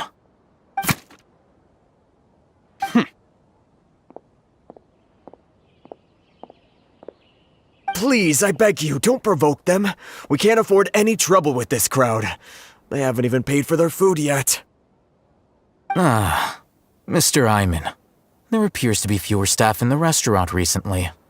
This wouldn't happen to be because they're all busy spreading the word to the students, would it? Well... Someone who chooses to do business with a group like that really can't afford to get so flustered the instant someone confronts them about it. Consider the meal compensation for our silence. I'd say you're getting an excellent deal. Whoa, did you see that? He not only got us our Mora back, but sent the Amorites running too. Plus, he seems to know a lot about what's going on around here. Let's catch up with him and ask some questions. He went that way! After him!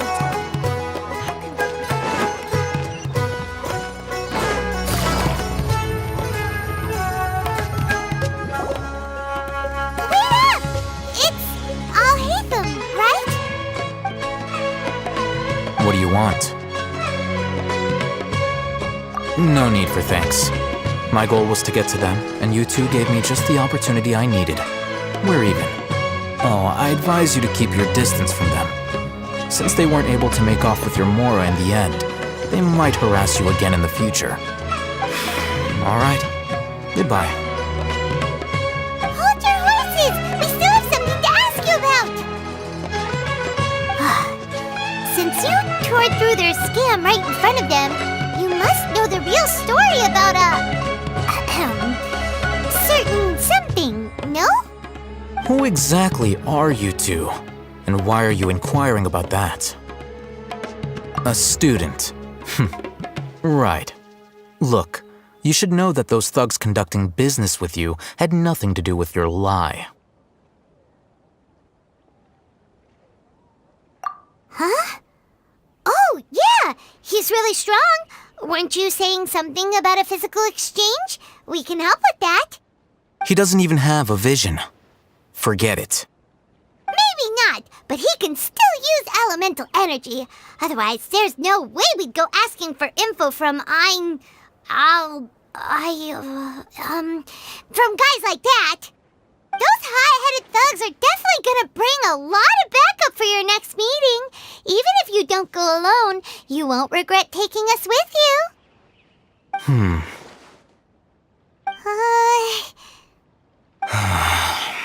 All right, I accept. Got a pen and paper? If you're searching for someone who sells that kind of merchandise, I'll give you one of their addresses, and you can try your luck. We'll reconvene at the appointed time by the pier. It doesn't matter if you show up or not. So, since you were happy to give us this merchant's information, does that mean you can tell us exactly what we're after? You were willing to part with 500,000 mora for something and you didn't even know what it was? Okay. Well, if you truly are as skilled as you claim, then you can beat the answer out of them when they become hostile. Look, if you've been making inquiries, then you have to know something by now. Tell me what you know so far, so I don't waste time repeating information. We know it's connected to the academia somehow, and that not only do the Eremites deal in it, but some students want to get a hold of it too. What else? You know almost everything there is to know, but you're unable to compile this information because you've never seen the object before. This is what you've been looking for. Paimon can't tell what it is. It looks like some kind of ornament. This is a knowledge capsule. To put it simply, it's a vessel that can store a fixed quantity of canned knowledge. It's like a miniature Akasha. Anyone who links it to their personal Akasha terminal instantly becomes privy to its contents. Correct. Anyone. Unlike the Akasha, which heavily regulates who can access what information, knowledge capsules confer their contents without any requisites. That's amazing! It's essentially a convenient and harmless vestibule for knowledge. Unfortunately, it's illegal in Sumeru to privately possess or trade them. They were created as a means for scholars to transfer knowledge gained from Irminsul into the Akasha, and are intended to be destroyed immediately after use. But despite strict regulations, some of these knowledge capsules will always escape destruction. After all, there will always be those in this world who are dissatisfied with life as designed for them by the Akasha and wish to change their fate. Over the past century, a wide variety of canned knowledge has been leaked from the academia. Now, in Port Ormos, the valuable ones are a means to mora for the Eremites. Meanwhile, those which the Eremites deem to be useless to them occasionally prove useful to the common citizens and hapless academia students. Well, I think that about sums it up. Oh, so that's your true objective. With our current arrangement, I don't believe I can offer an answer. You're still resolved. Fine. Let's talk somewhere with fewer people.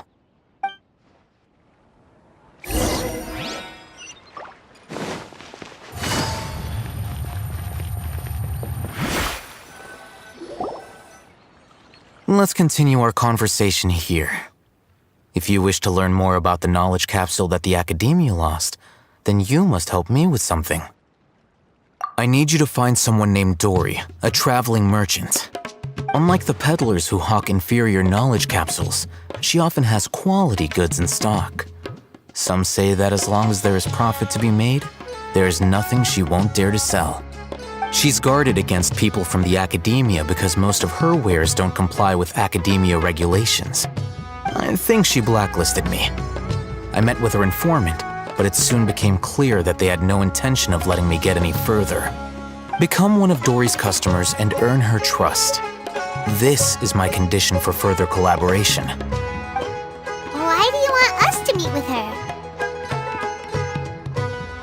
Until you complete this task, you don't have question privileges. Fine. So how do we go about doing this? You two are outlanders who haven't been here for long, so Dory should view you as safe clients. I'll give you the informant's address and their contact password. Beyond the password, though, I have no way of knowing what other tricks she might have up her sleeve. You'll have to improvise. This is kind of nerve-wracking. The true challenge begins after you meet her. She has a keen nose for Mora and a shrewd eye for wares, and she only likes customers who she deems to have good taste. I'll prepare some funds for you. Buy her highest quality wares and earn her approval. What? We only just saw a knowledge capsule for the first time! We don't know how to tell which ones are good and which ones are bad. Is that something we can learn quickly? That's true. Have you two heard of elemental sight? Oh? That's a surprise. Guess I'll have to hold you in higher regard. Anyway, that ability should resolve your issue.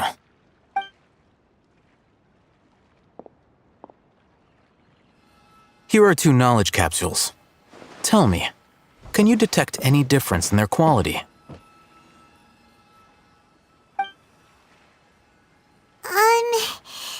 They look the same to Paimon. Try inspecting them with elemental sight. How'd it go? Did you see anything?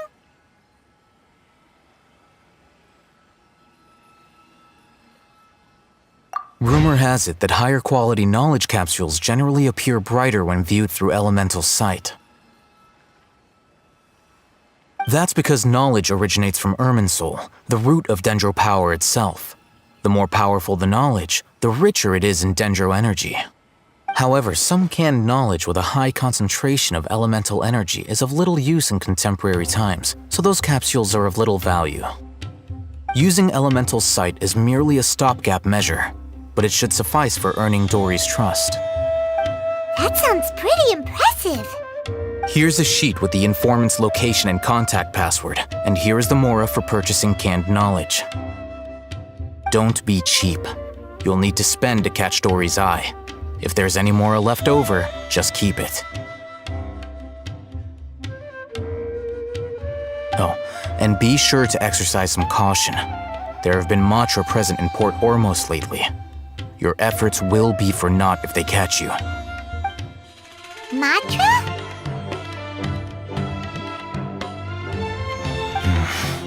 They belong to the Academia's regulatory body. They also handle cases of illegal canned knowledge transactions. Like I said, the Academia has banned both their trade and possession. The Matra are razor sharp. You're in for nothing good if they lock their sights onto you. If you two want to back out, now's the time.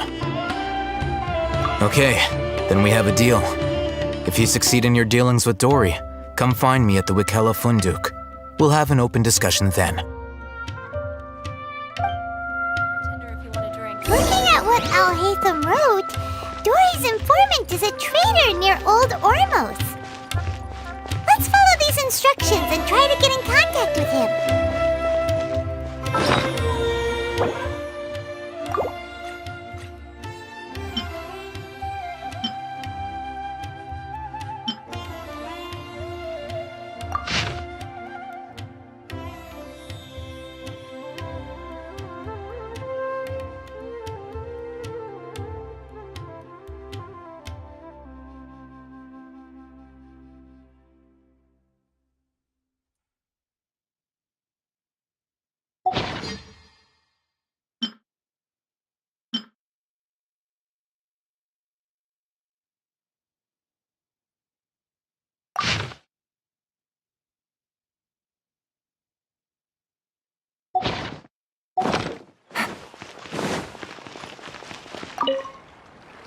Hello. What are you two looking to buy?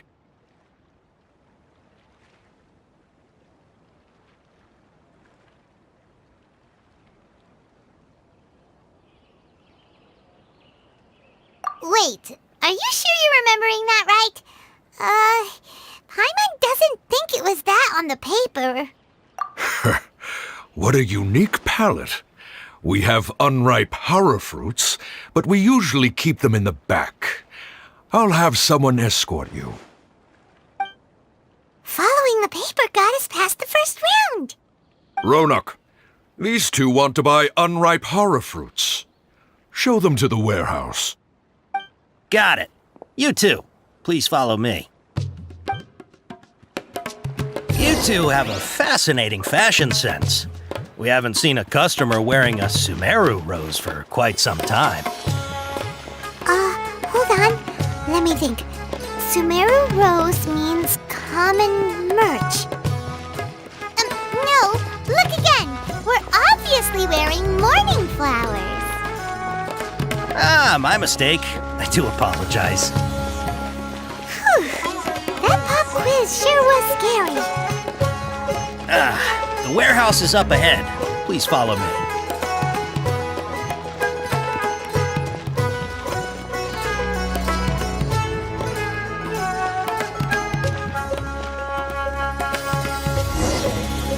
Before I retrieve your products, I need to confirm a few things. Please forgive me, but we may not have sufficient stock for you today. Earlier, many of our hara fruits were taken by mice. Thanks. If better goods come in, you'll be the first to know. You look like you have some skill. Why don't I pick out some fruits that'll make you dizzy?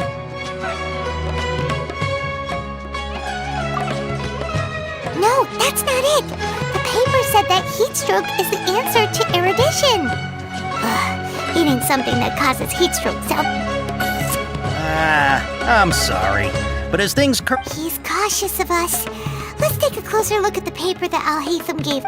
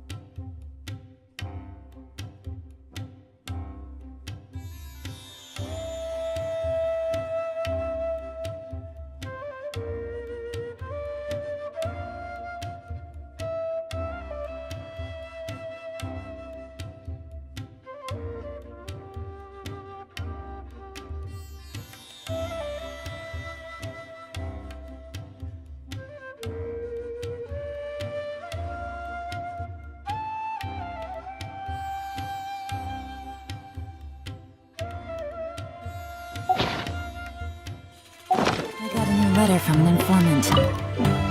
Before I retrieve your products, I need to confirm a few things.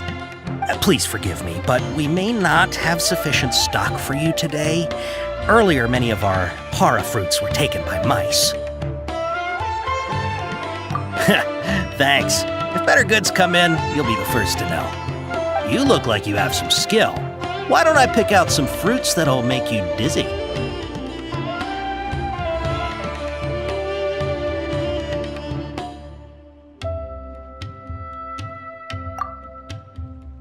No, that's not it. The paper said that heat stroke... He's cautious of us. Let's take a clook. Before I retrieve your products, please forgive me, but we may not have sufficient stock for you today. Earlier, many of our para fruits were taken by mice. Thanks. If better goods come in, you'll be the first to know. You look like you have some skill. Why don't I pick out some fruits that'll make you dizzy? Yep, that's the right answer. But eating hara fruit that makes your head and ears ring sounds like a bad life decision. Would you like your hara fruits to be packaged in the Sumeru City or Port Ormos style? Wow, you two sure are generous customers. We'll be sure to package your products beautifully. Okay, everything has been confirmed. Miss Dory is waiting for you up at... Shoot! It's the Matra! Run! What? The Matra? Where? Oh, Hatham said we're done for if they catch us. We gotta get out of here. We don't know this area, so let's follow that informant.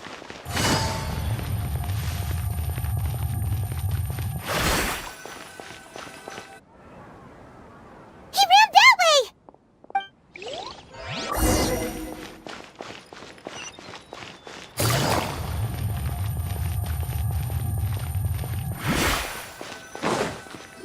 Look, he's over there!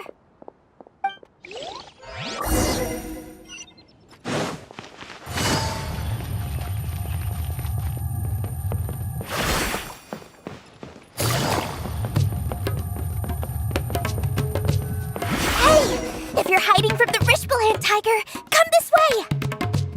Another password! Huh? Oh, that voice came from behind the building on the right! Here, over here! You can stop running now.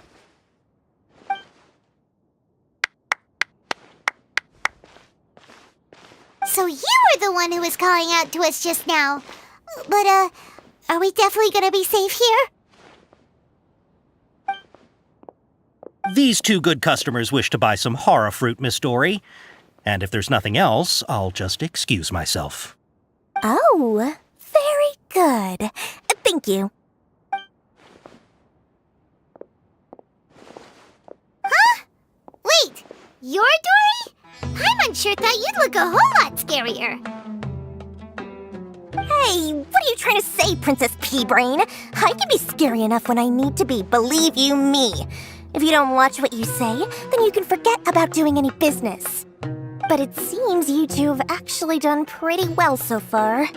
Not only did you manage to find the informant, your reactions were also pretty sharp. You don't really look like criminals or anything, but I bet my Mora that you've been involved in some shady dealings, haven't you? Paimon's not sure if that's supposed to be a compliment, but we'll take it. I can't risk doing business with people who start huffing and puffing after just a few paces. No matter how much Mora they might have. Not only will they get caught by the Matra, but they'll also get us into trouble. As decent folks trying to run an honest business, we don't need any of that. Wouldn't you agree? So that's why I prefer to have customers like you. It's your first time here, but don't worry, I won't ask too many questions. Even if you wish to buy enough knowledge capsules to decorate your house with, please knock yourself out. As long as you have lots of round, shiny Mora, then we're all good. Ah, yes, of course, of course. Go ahead, help yourselves. Voila! Wow, she has a trove of canned knowledge. Whew. She'd probably be in serious trouble if the Matra caught her with all this. What kind of products do you seek, my dear customers? Don't worry, I'm not interested in your reasons for buying. I can, however, offer some suggestions. Take this one, for example. An analysis of the sociological ideology and dialectics of the Hilichurls. Only 3 people in all of Tevat have ever studied it, making it extremely rare. It's on sale now for 350,000 Mora. Yeesh, who would want to be an expert in that topic. Or how about the architectural styles and construction methods of Teyvat in the early Archon War period? With this one, you can become an expert in historic architecture preservation and find an excellent, well-paying job in nearly any nation. Ooh, now this sounds like it could be useful. 2 million Mora, and it's yours. No discounts. Whoa! That's a lot of Mora! Of course, you are free to pick whatever your heart's desire. The contents and price of each knowledge capsule are indicated in small text on the body of each one, down at the bottom. Alright, let's try the method that Al-Haytham mentioned.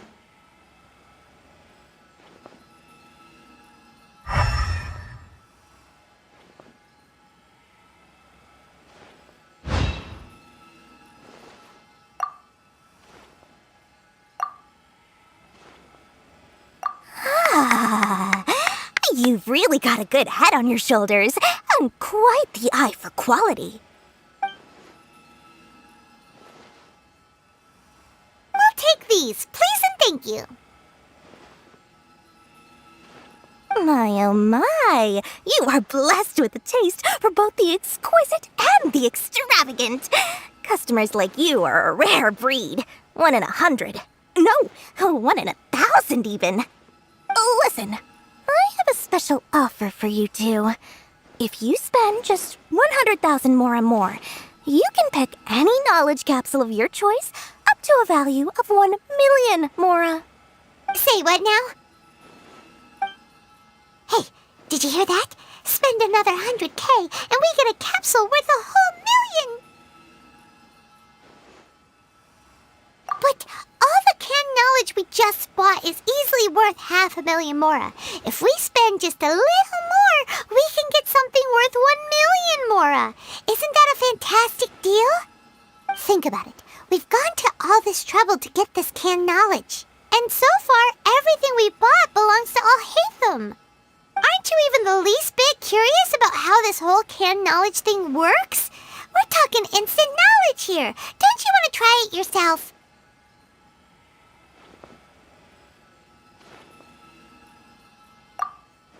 Come on, come on! We still have around 100,000 of Al-Haytham's Mora left, so let's put it to good use by finding something useful for you. Ahem, you've got a deal, Dory! We'd like to spend an extra 100,000 Mora. Excellent! Then please, select from this fine collection of canned knowledge over here. Hold on a second. Paimon thought we could choose whatever we wanted. Why can't we choose the ones from over there? Oh, but my dear customer, the knowledge capsules over here are worth 1 million Mora each. I'm sure discerning customers like yourselves will be able to find something to your liking. Please, take your time. Uh-oh, Paimon has a bad feeling about this. Let's use Elemental Sight again to check these.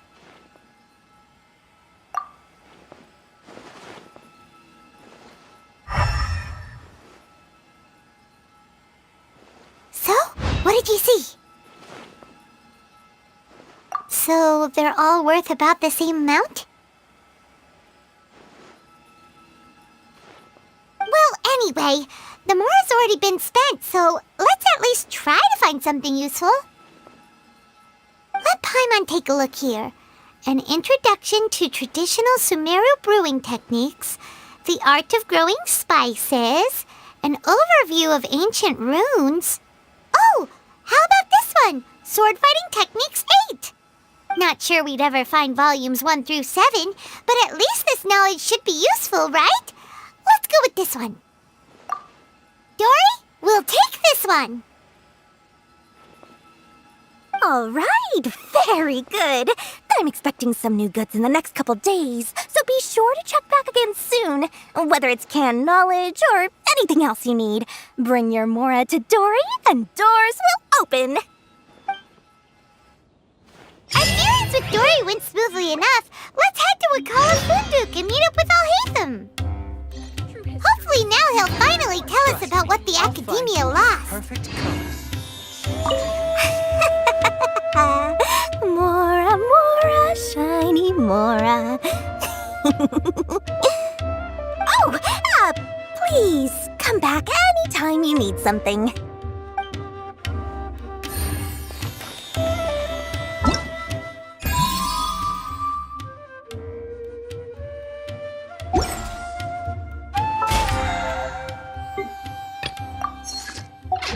Trust me, I'll find you your perfect color.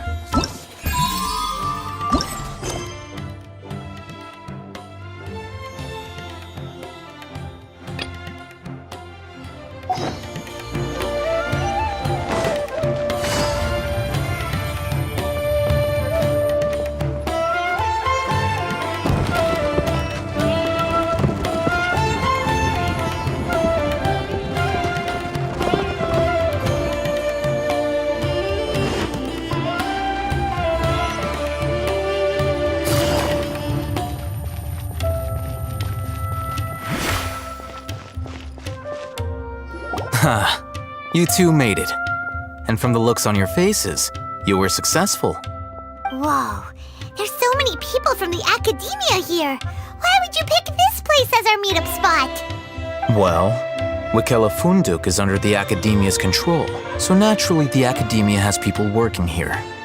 I came to Port Ormos under the pretense of conducting official business. You're a pretty daring guy. Relax. No one here is interested in anything we say, and the Matcha won't come here. Okay now, tell me how your encounter with Dory went. Okay, we did what you asked. So, can you tell us about the knowledge capsule that the Academia lost now? Before that, I have to ask. Why are you two so intent on tracking it down? You don't have to answer, of course. Yeah, he just wants to meet the God of Wisdom and ask her about something important. We've been in Sumeru for a while now, but we still haven't found a way. When we heard that the Academia had lost something that might be related to the gods, we came here in case it turned out to be our lucky break. In that case, you're on the right track. A short while ago, the Academia lost a knowledge capsule in the desert. It's supposedly a divine knowledge capsule. Use it, and you'll gain the wisdom of the gods. Wow, there's really such a thing as that? Hey, if we find it, do you think we could learn how to meet the Dendro Archon? Ooh, or how to find your sister? I highly doubt it has any mystical properties, but it does indeed exist. And it's right here, in Port Ormos. So, where exactly? That's what we need to find out next. I won't deny that. I am investigating because I'm curious as to what the divine knowledge capsule truly is. As you know, the Eremites in Port Ormos also have their eyes on it. It is an extremely precious item. The knowledge contained within may bring great power or wealth to whoever has it in their possession. Several brigades have been vying for ownership of it as of late, but there is still no victor. My personal finances and connections cannot compete with those of the Eremites.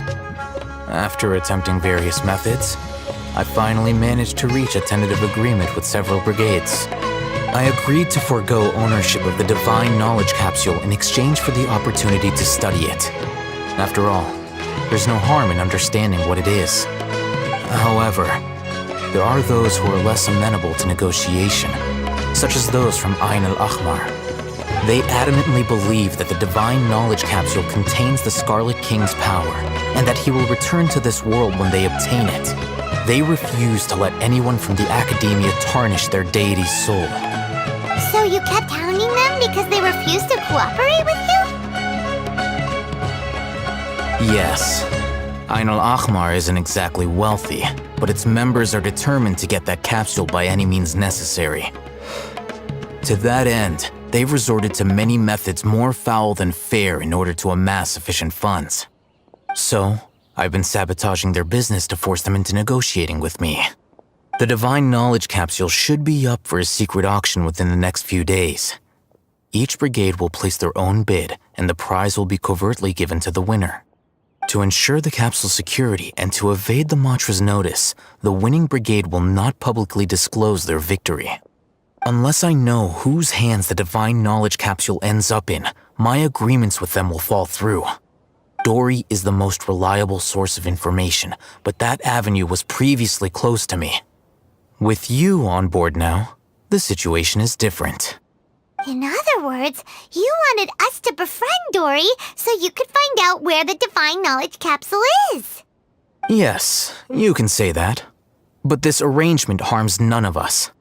The day after tomorrow, go back to Dory and try to purchase information on the Divine Knowledge Capsule's whereabouts.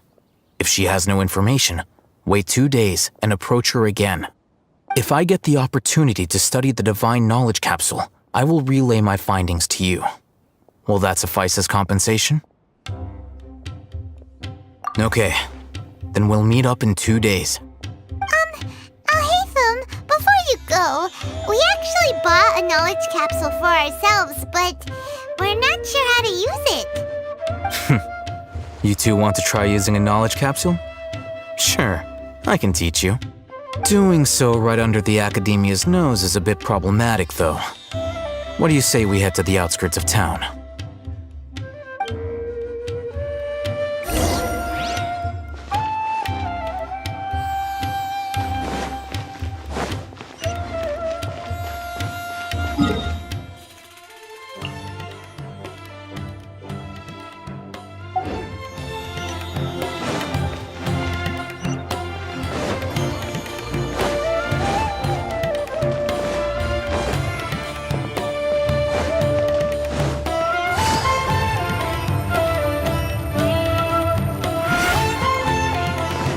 Take it easy.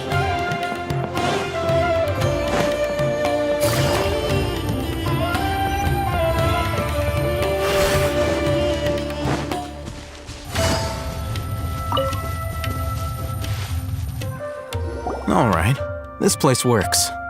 Show me the capsule you purchased. Here. Sword Fighting Techniques 8. Huh. A combat class knowledge capsule. This class is something of a rare find these days, since most have been taken by the Eremites to augment their battle capabilities. Really? Ah, yeah, what a great buy! If you want to determine the efficacy of this capsule, I can evaluate your combat ability. However, effects will likely be minimal if you already possess a high amount of strength. We can conduct a controlled experiment where you fight 2 battles, one before using this knowledge capsule and one after. While you fight, we can use an Akasha terminal to monitor your various physical parameters. There may be variances in your physical strength between the 2 tests, as well as a disparity in your opponent's abilities. But don't worry, I'll run statistical analyses afterward to mitigate any confounding effects. Wow! Haytham! You must have been one of those guys at the Academia who got top grades on everything. Paimon's curious about something, though. You definitely weren't one of those students who needed canned knowledge to graduate from the Academia, right? So why are you risking getting caught by the Matra for this capsule? When you are unable to understand a researcher's actions, most cases can be attributed to curiosity. This is but one theory. Sounds like you're trying to avoid the question. All right, let's begin the test. Just fight as you normally do.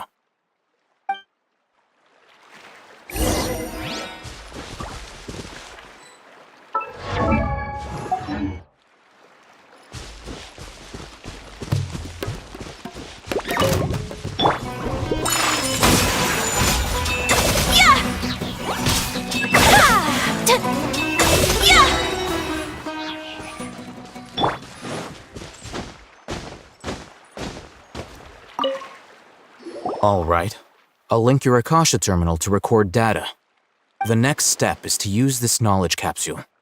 Hold it in your hand. I'll help you establish a connection with it so you can activate its power.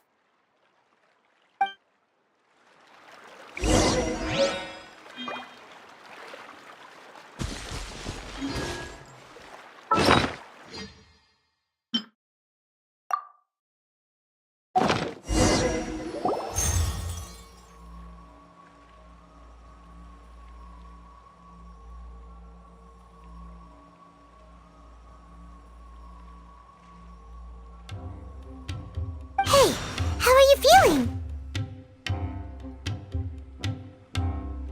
You mean that it worked? All right, time for round 2. Fight with the same composure as before.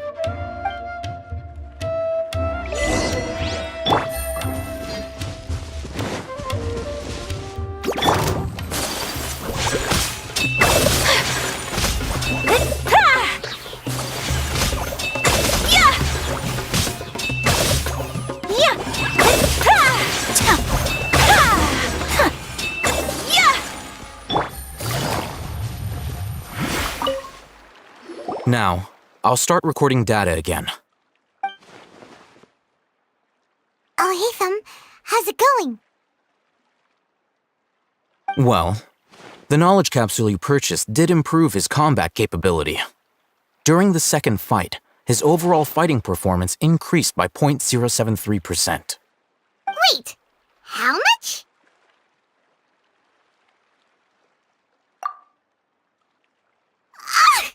Dory's such a jerk! She totally scammed us! 1 million mora? This thing isn't worth a tenth of that amount! Of course, this could be because he is so powerful that the capsule's contents were unable to produce a substantial increase. At the very least, this test allowed me to gain more insight into you two. Our deal seems increasingly worth my investment. I'm heading back to Akela Funduk. I await your response in 2 days' time. This is Mora for when you ask Dory for information. Pay her as much as she requests.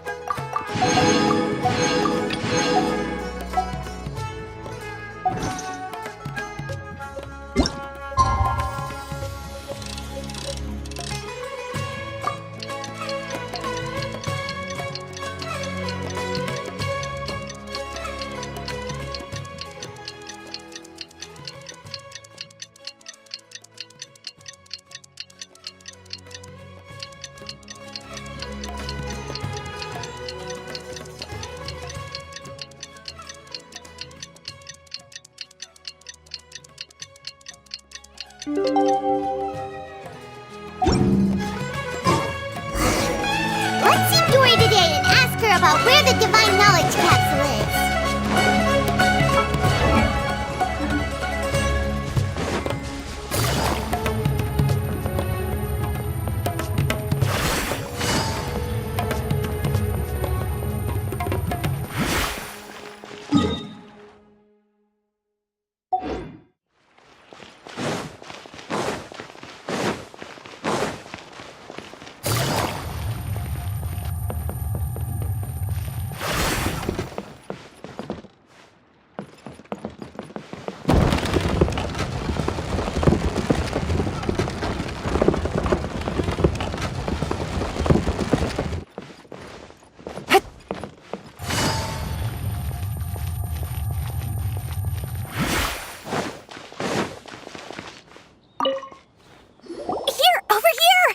Welcome back, my loyal patrons. What can I do for you this time? You name it. Canned knowledge, supplies, or anything else you need. I'll find a way to get it. Where there's a waterfall of Mora, there's a way. Can you really get us anything we want? Anything at all? Uh-huh. So it appears that canned knowledge alone is no longer sufficient for your opulent appetite. Then please oblige me. Tell me what you have in mind. Oh! I knew customers with pockets as deep as yours would undoubtedly crave something more profound than ordinary canned knowledge. But you know, that kind of information isn't going to be cheap. After all, I had to work really hard to weasel my way into the auction site. Not to mention that if anyone found out that I was the leaker, I would be in big, big trouble. But how can we be sure your information is accurate? Paimon's curious how you just happen to have this kind of info the moment we need it. Because to me, an Anything of value is what I consider to be my supply. Therefore, I must always be aware of what's hot on the market in order to secure more sales. As for the information's authenticity, well, you've no need to worry about that. I used a camera to take a picture of the transaction. That way, no one can dispute it. It's always a pleasure doing business with such sterling patrons. Now that you've paid in full, here's the scoop. The Divine Knowledge Capsule was purchased yesterday by a certain Misery, the leader of Ain el-Ahmar. Ain el-Ahmar? You mean the Eremites who worship the Scarlet King? Ah, so you're already familiar with them. The group has done everything in their power to obtain the Divine Knowledge Capsule. After all, they believe it contains the power of the Scarlet King. That Divine Knowledge Capsule is unlike any other canned knowledge I've seen before. It was glowing bright red. The capsule is clearly visible in the picture I took. You can look for yourself. Thanks for the info, Dory. Please, it's my pleasure. It's all thanks to discerning customers such as yourselves that my efforts yesterday were not in vain. Please, don't hesitate to contact me if you ever need anything else in the future. Mora for Dory opens doors. Well, we figured out where the Divine Knowledge Capsule is. It turns out it ended up in the hands of Ain el-Ahmar. Let's head back and talk to Al-Haytham. Does this make sense to you? Trust me, I'll find you your perfect color.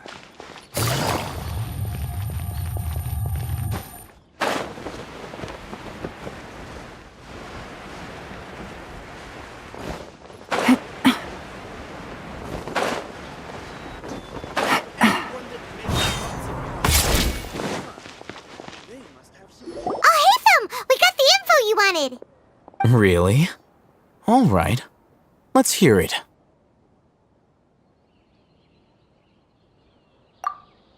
Dory even gave us evidence to verify the intel. Have a look. Huh, look at that. Clear as day. It must have taken some guts just to infiltrate the scene of the Eremites' transaction. But then to get close enough to take a picture like this. Bold move, Dory. Very bold move. All right. The person in this picture is indeed Misery, the leader of Ain el-Ahmar, and the glowing red capsule he's holding appears to be the Divine Knowledge Capsule. In which case, if we play our cards right, when we confront them next week, we should be able to force them to show their hand. At first, Paimon didn't get why you were provoking these Ain el-Ahmar guys. But now, it sort of makes sense. Everything's playing right into your hands.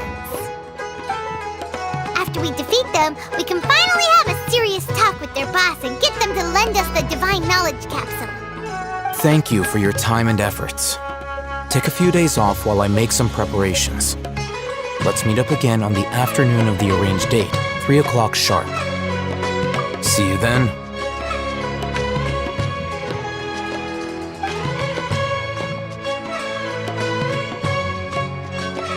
Al-Haytham sure is taking his time. Where could he be? Oh, there he is. Sorry to keep you waiting. Let's head to the pier in front of Pharos Lighthouse. Yep, let's go.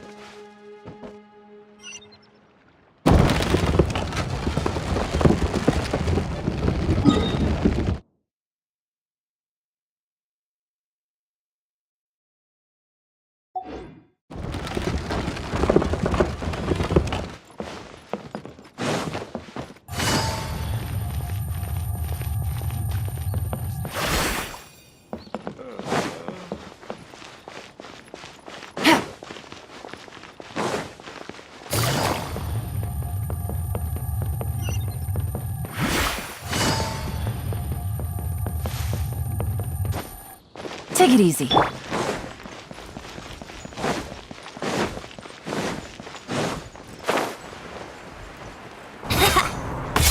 gliding be faster?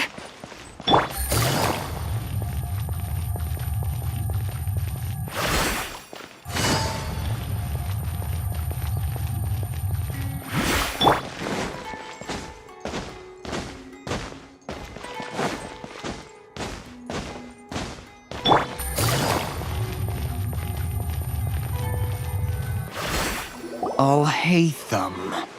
I knew you were crazy, but I didn't know you were crazy enough to actually show up. It was I who demanded that these negotiations take place. I was more worried that you might go back on your promise. But to your credit, it appears that you're sticking to your word. This is turning into quite an occasion. I also brought some backup. I assume you don't mind. Backup? Aren't you the brat from the restaurant the other day? You've come to support this lunatic because he helped you out? Fine, your funeral. I'm not going to mince my words. Once we're done with you, you'll be nothing more than fish food. Get 'em, boys!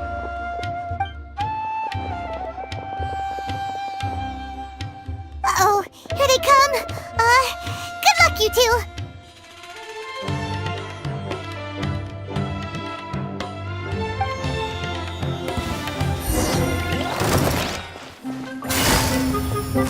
Gotcha! Everybody stand back! Law of the jungle, just following orders. Think you can get away?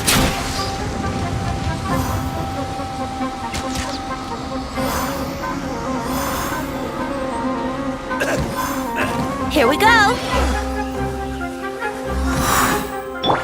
Quietly now.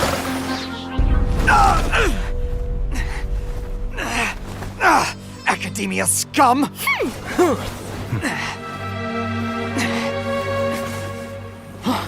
Boss! Finally! Did you use it? Great! Now we can...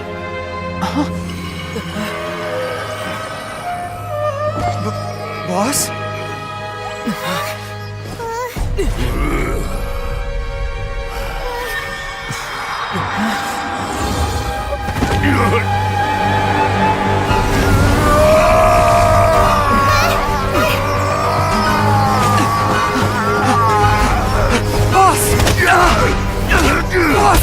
What's wrong?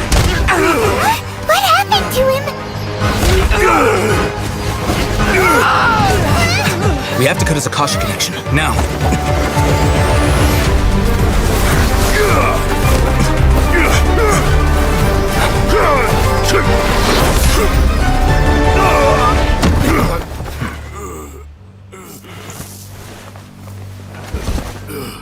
Target acquired! Arrest him!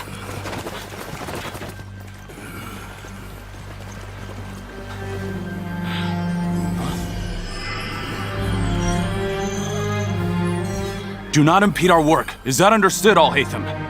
Of course. I was only trying to help. Take him away!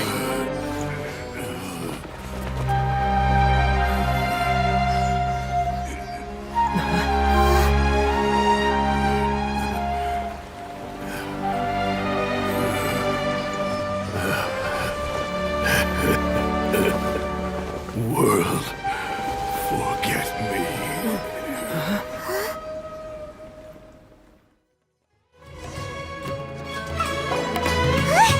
What in Tibet just happened? It's like that big guy suddenly lost his mind. It looks like he used the Divine Knowledge Capsule. You mean the Divine Knowledge Capsule did that to him? Oh, yeah. You mean how some researchers go insane after getting knowledge from Irminsul? I've heard of numerous incidents of researchers in Satyavada life going insane. The state that man is now in suggests that this is a similar situation. This Divine Knowledge Capsule does appear to be linked to the gods, but beyond that, it doesn't seem anything like the rumors suggest. Possessing it doesn't grant you divine wisdom or power. Did you hear what he said? World, forget me. What could that possibly mean?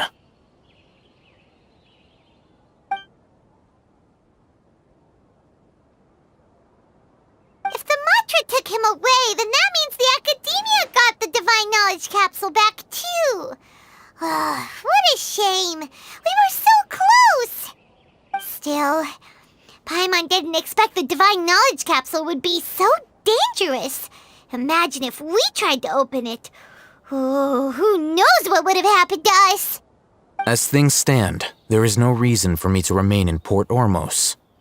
I believe our collaboration has also reached its end. Oh, we were so busy trying to find the Divine Knowledge Capsule that Paimon forgot to ask you something. Since you're a member of the Academia, do you have any idea how we could go about meeting Lesser Lord Kusanali? Truthfully, I don't. Lesser Lord Kusanali appears to exist outside of Sumeru's entire administration. Most of the time, you wouldn't know she exists at all.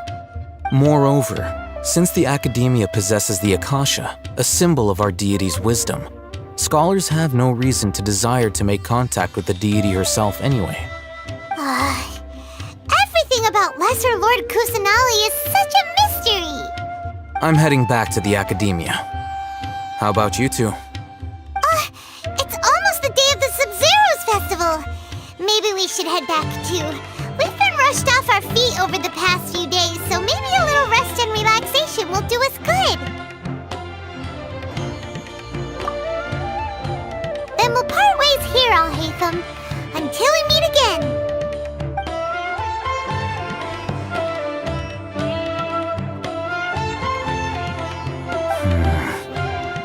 Now, do I deal with this thing first? Or should I produce the report that the higher-ups require?